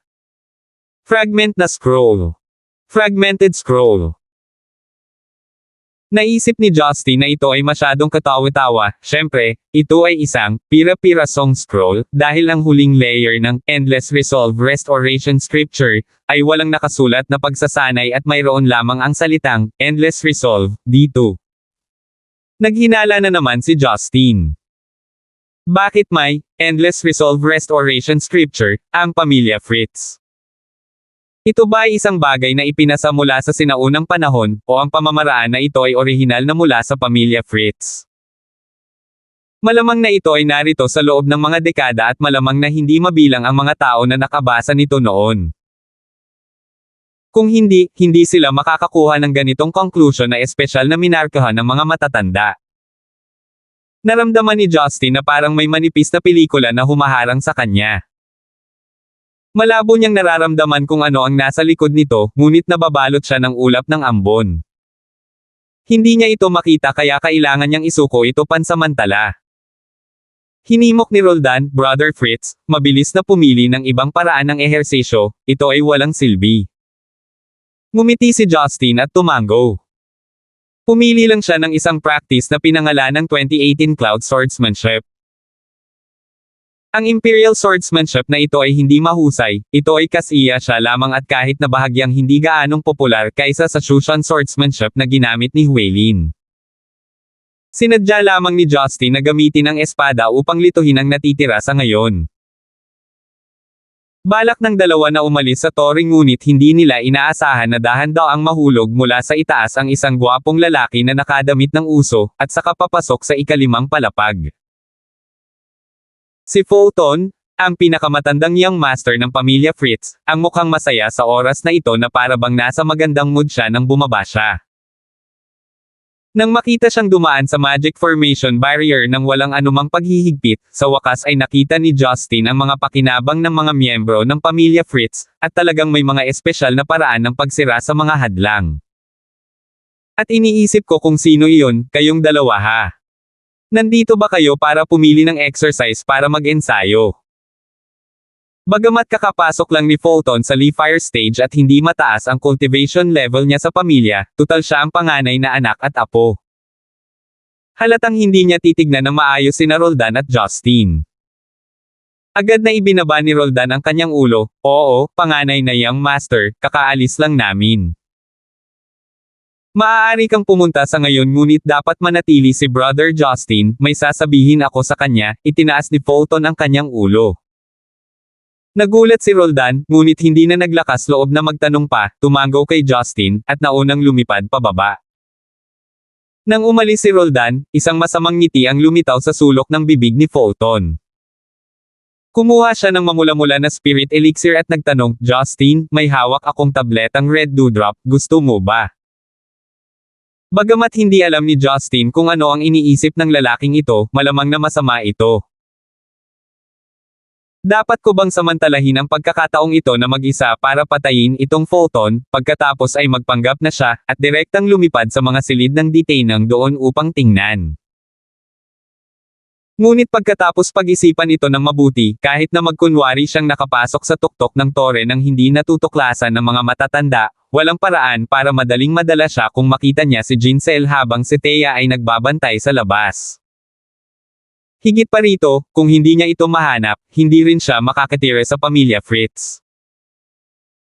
Dahil dito, nagkukunwaring nagpapakita ng kasakiman, nagmamadaling sinabi ni Justin, syempre gusto ko, salamat sa pinakamatandang young master. Agad na tiningnan siya ni Fulton ng mapanlate, iniisip na si Justin ay natulala lang para sa isang mababang uri ng tableta, at mahinahong sinabi, kung gayon ay gumawa ka ng isang bagay para sa akin, at ibibigay ko sa iyo ang tableta. Kahit ano para sa iyo. Tiyak na tutupere ni Brother Justin ang inaasahan ng pinakamatandang young master. Ngumiti si Justin. Lumapit si Fulton sa kanya, hininaan ang boses, at nakangiting sinabi, napakasimple lang, hindi ka ba masyadong malapit sa magkapatid na Lane? Pagkalipas ng 10:00 ngayong gabi, nag-iisip ka ng paraan para madala si Moy ang mula sa kanilang tirahan, kung mas malayo, mas mabuti. Halimbawa, dalhin mo siya sa martial arts, manatili sa lugar ng pagsasanay ni Lane. Alam kaagad ni Justin kung ano ang gusto ng lalaking ito mula sa kanyang mga salita. Lihim siyang ngumisi, kung gaano kadesperado. Bagamat ang isang malaking bilang ng mga magsasaka sa ilusyon ay nakatuon sa paghahangad ng langit, mayroon ding mga nakakaalam na sila ay hindi sapat na talento at nahuhumaling sa kagandahan, kapangyarihan, at katayuan. Malinaw, si Fulton ay nakatuon ng maraming pansin sa kagandahan.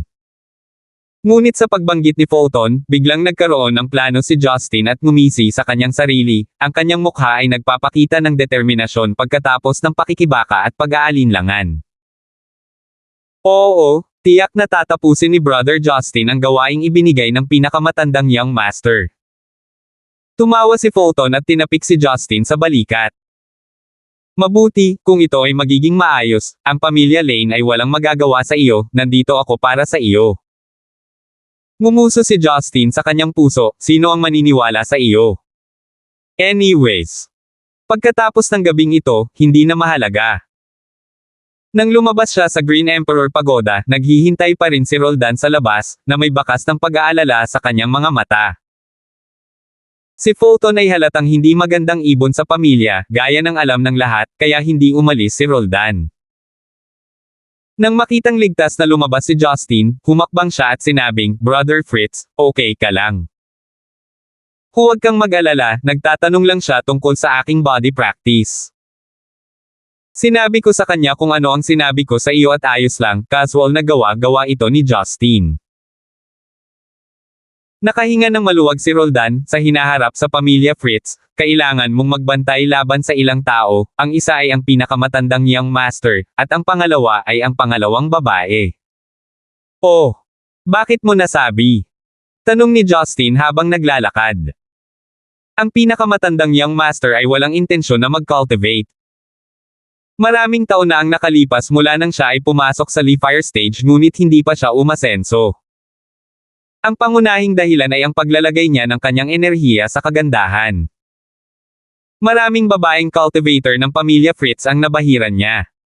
Nakipagrelasyon pa siya sa marami pang babaeng cultivator ng ibang pamilya.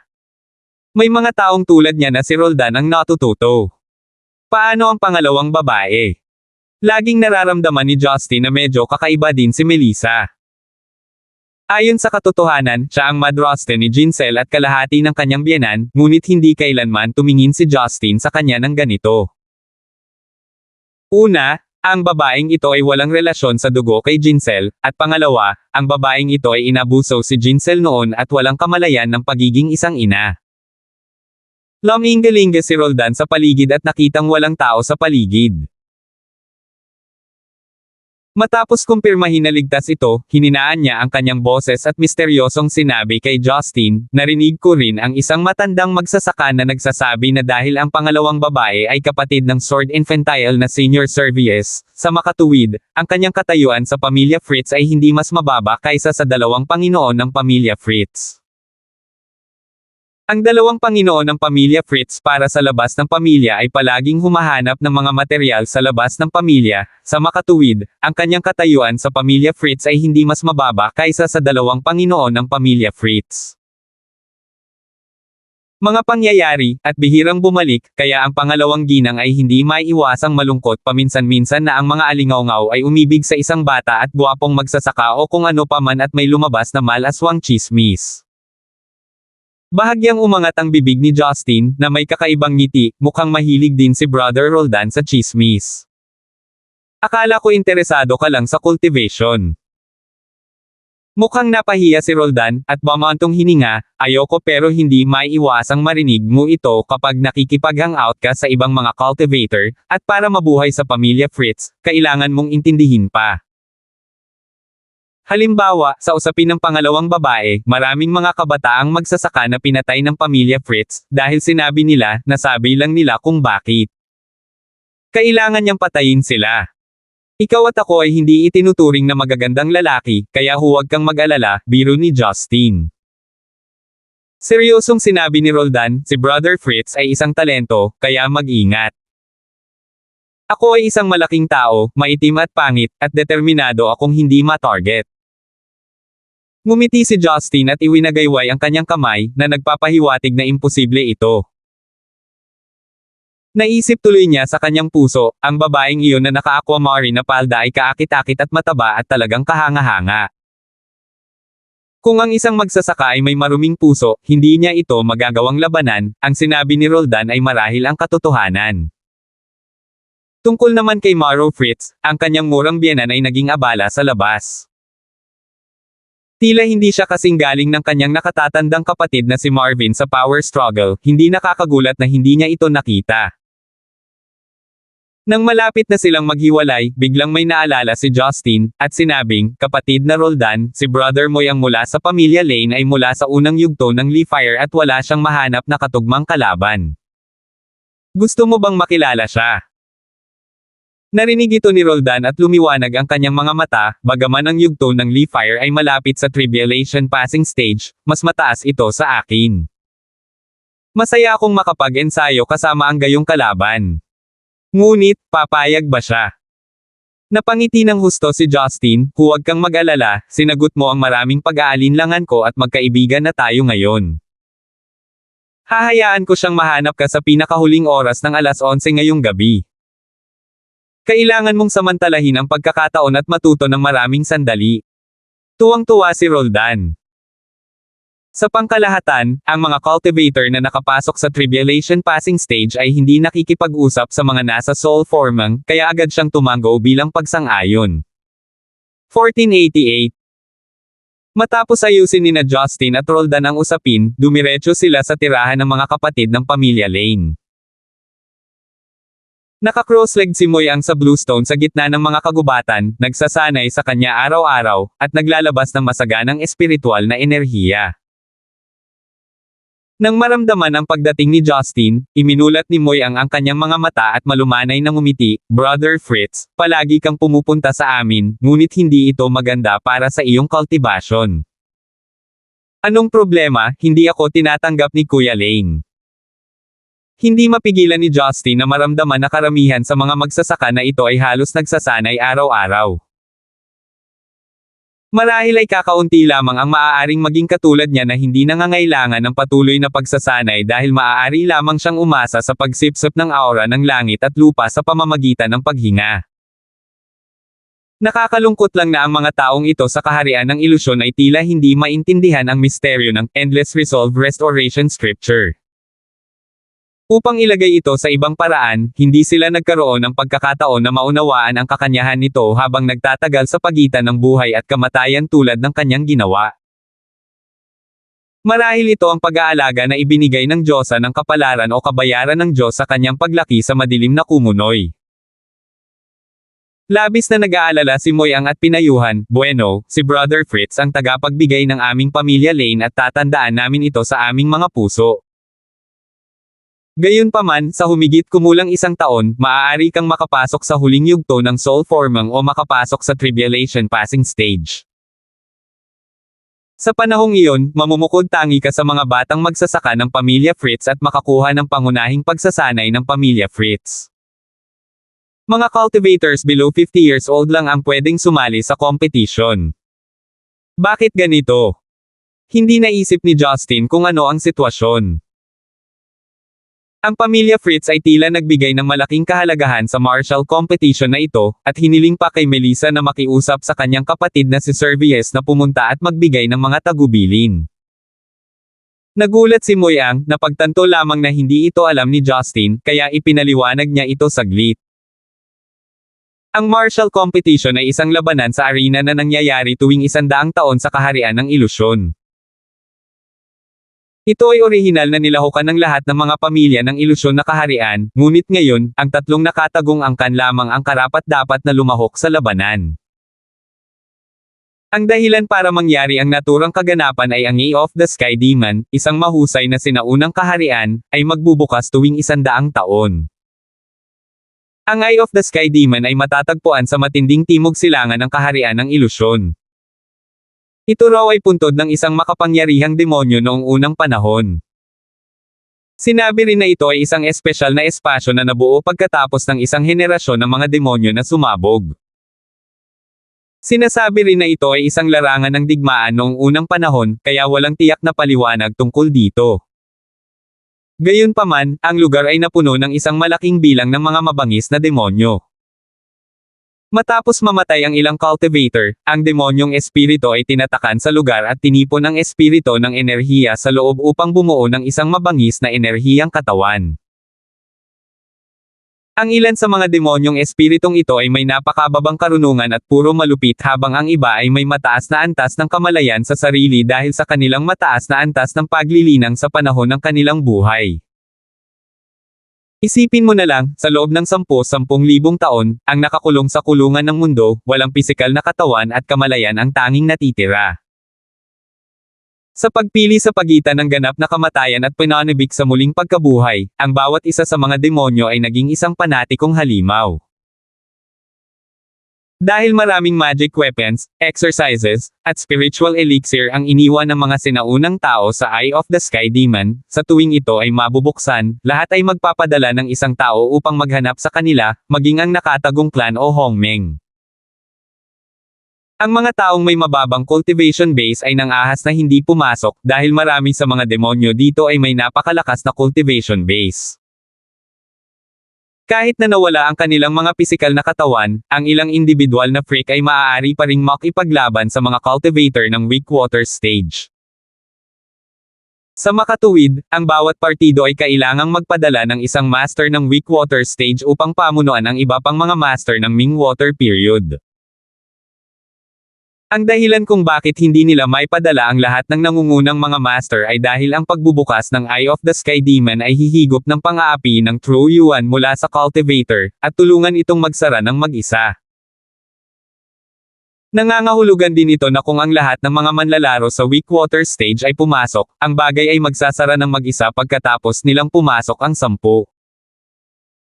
Ang mga taong ito ay kailangang maghintay ng 100 taon upang makalabas dito, basta't makaligtas sila sa pakikipaglaban sa mga demonyong espiritu.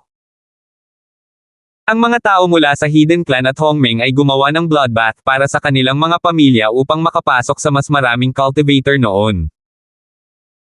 Nang maglaon, naramdaman ng lahat na mali ang magpatuloy sa ganito, at ang mga talento ng bawat pamilya ay natuyo na, halatang ayaw nilang mawala.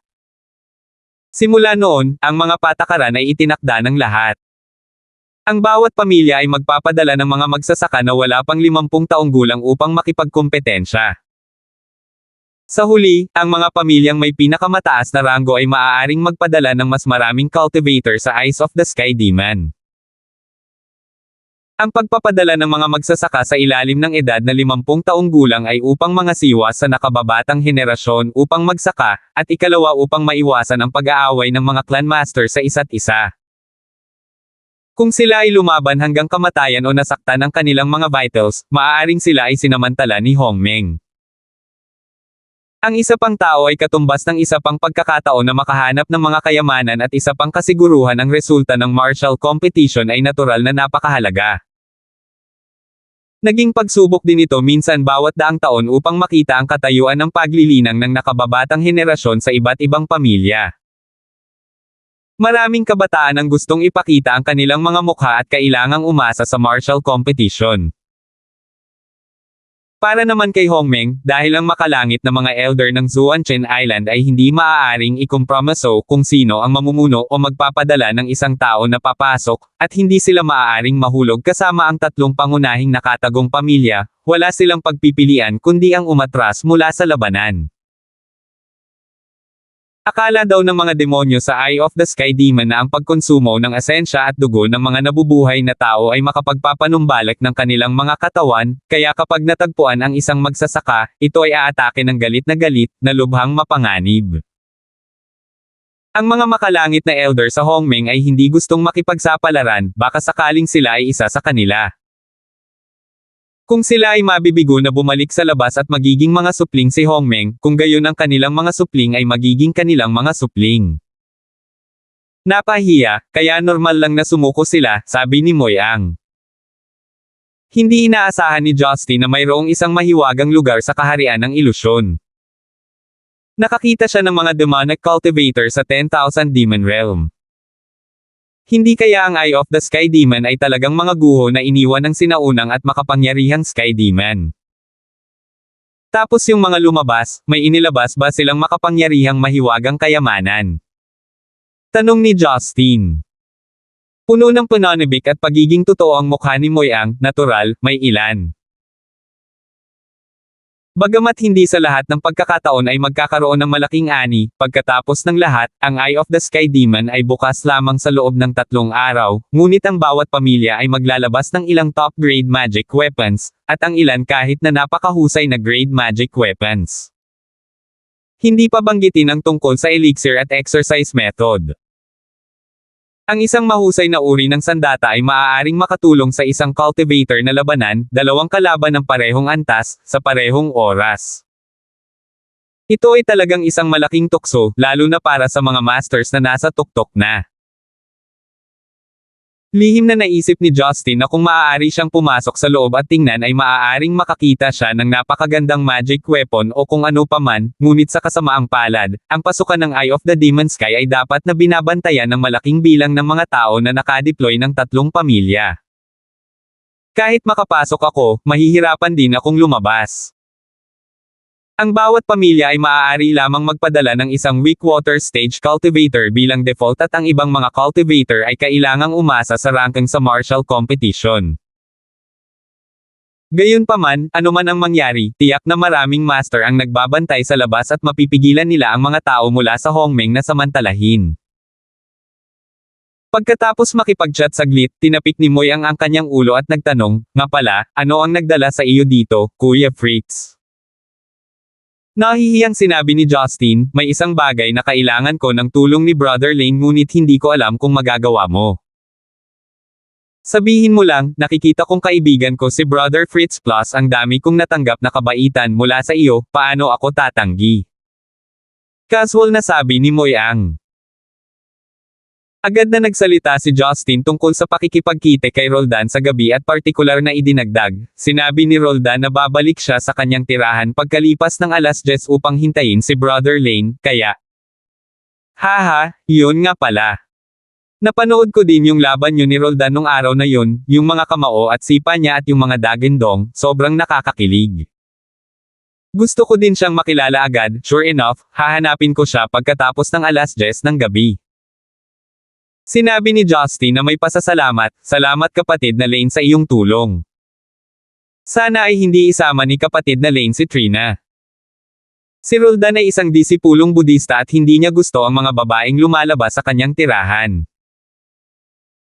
Napaka-natural ni Moy Ang, tumango siya at sinabing, "Huwag kang mag-alala, hindi rin mahilig manood ng mga laban ang kapatid ko kaya hindi siya sumama sa akin.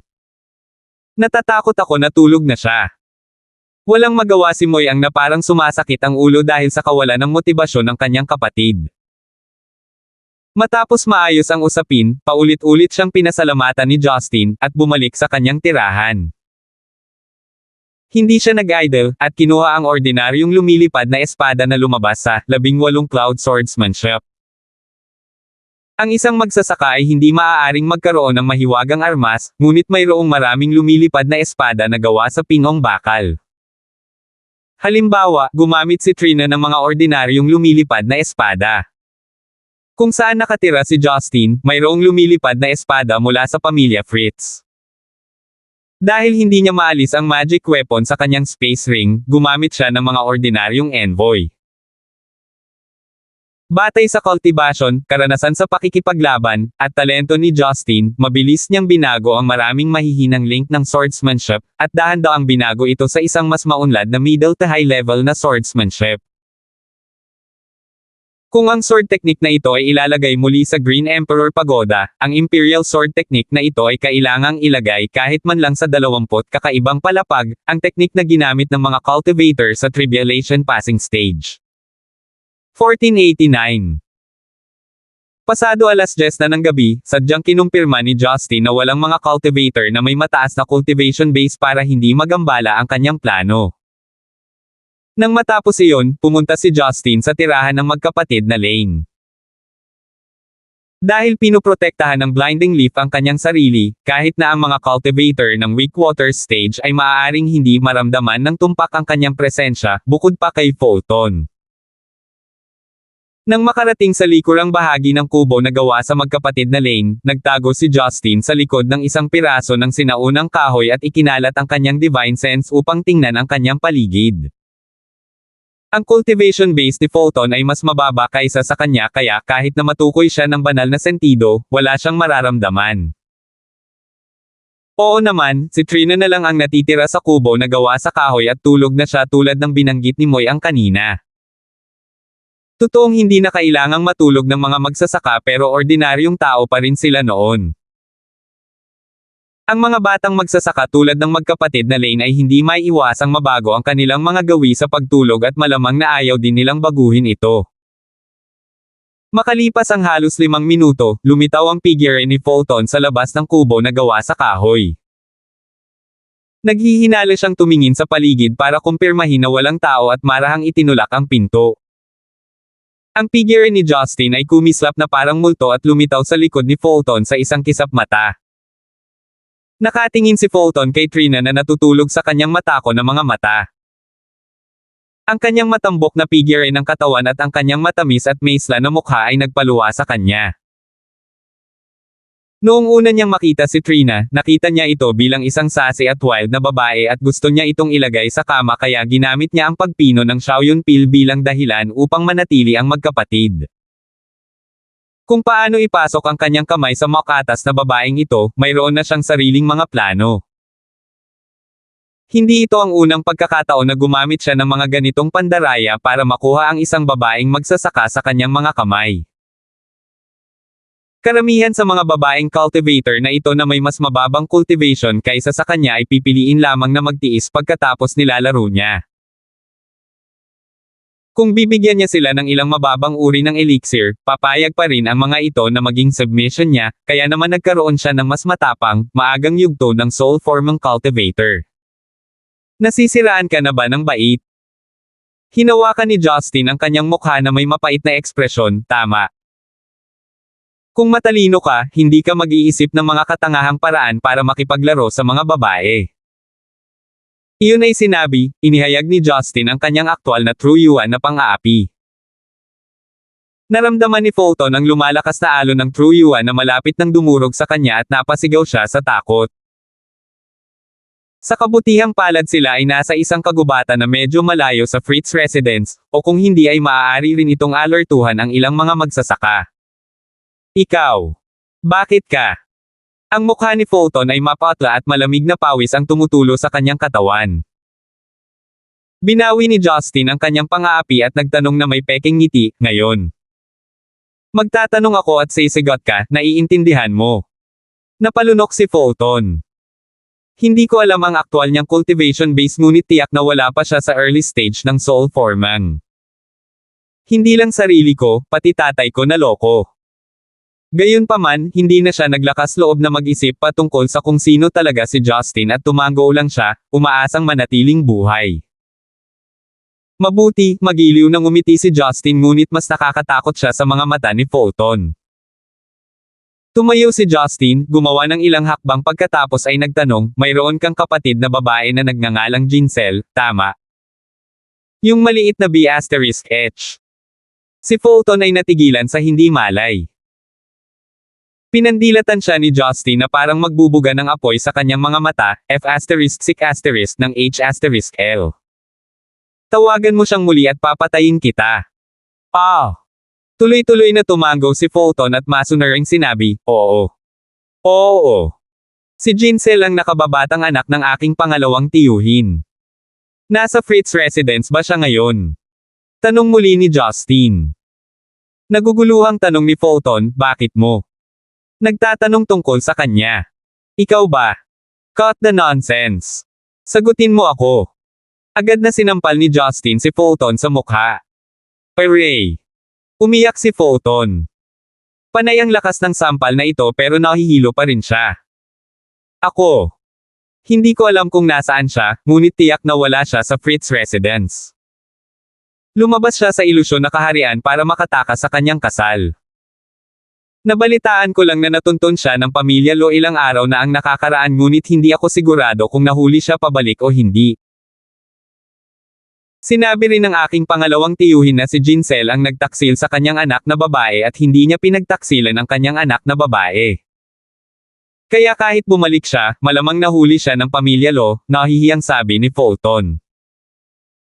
Pinaikit ni Justin ang kanyang mga mata at nagtanong, kung gayon, bakit nasa Green Emperor Pagoda ka ng mas maaga ngayon?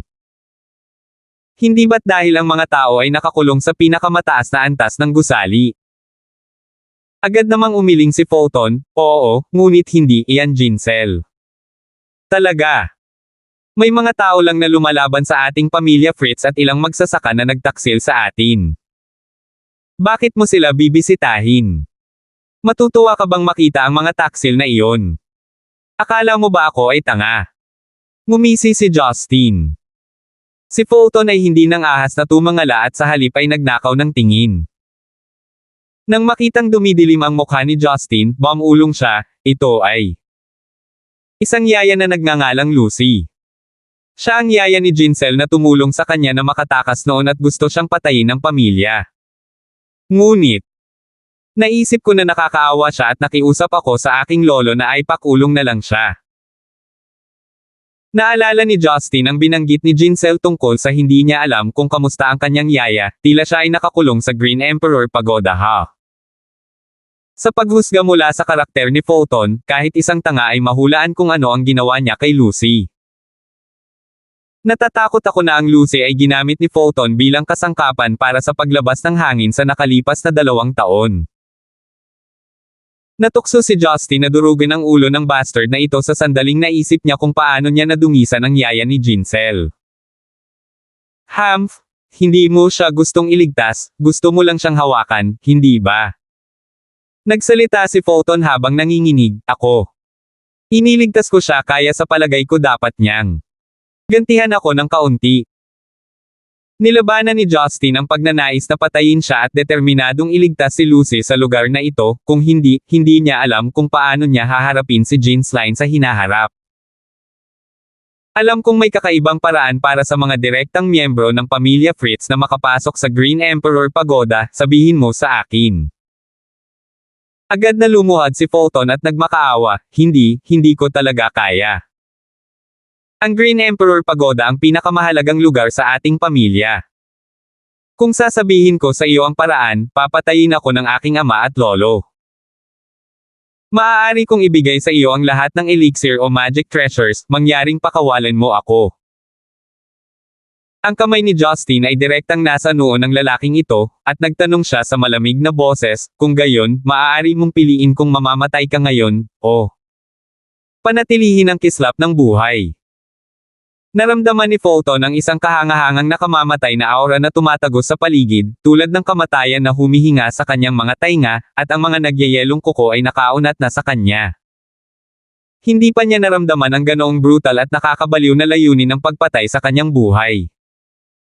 Salamat po at sinamahan ninyo ako, ingat lagi mga master.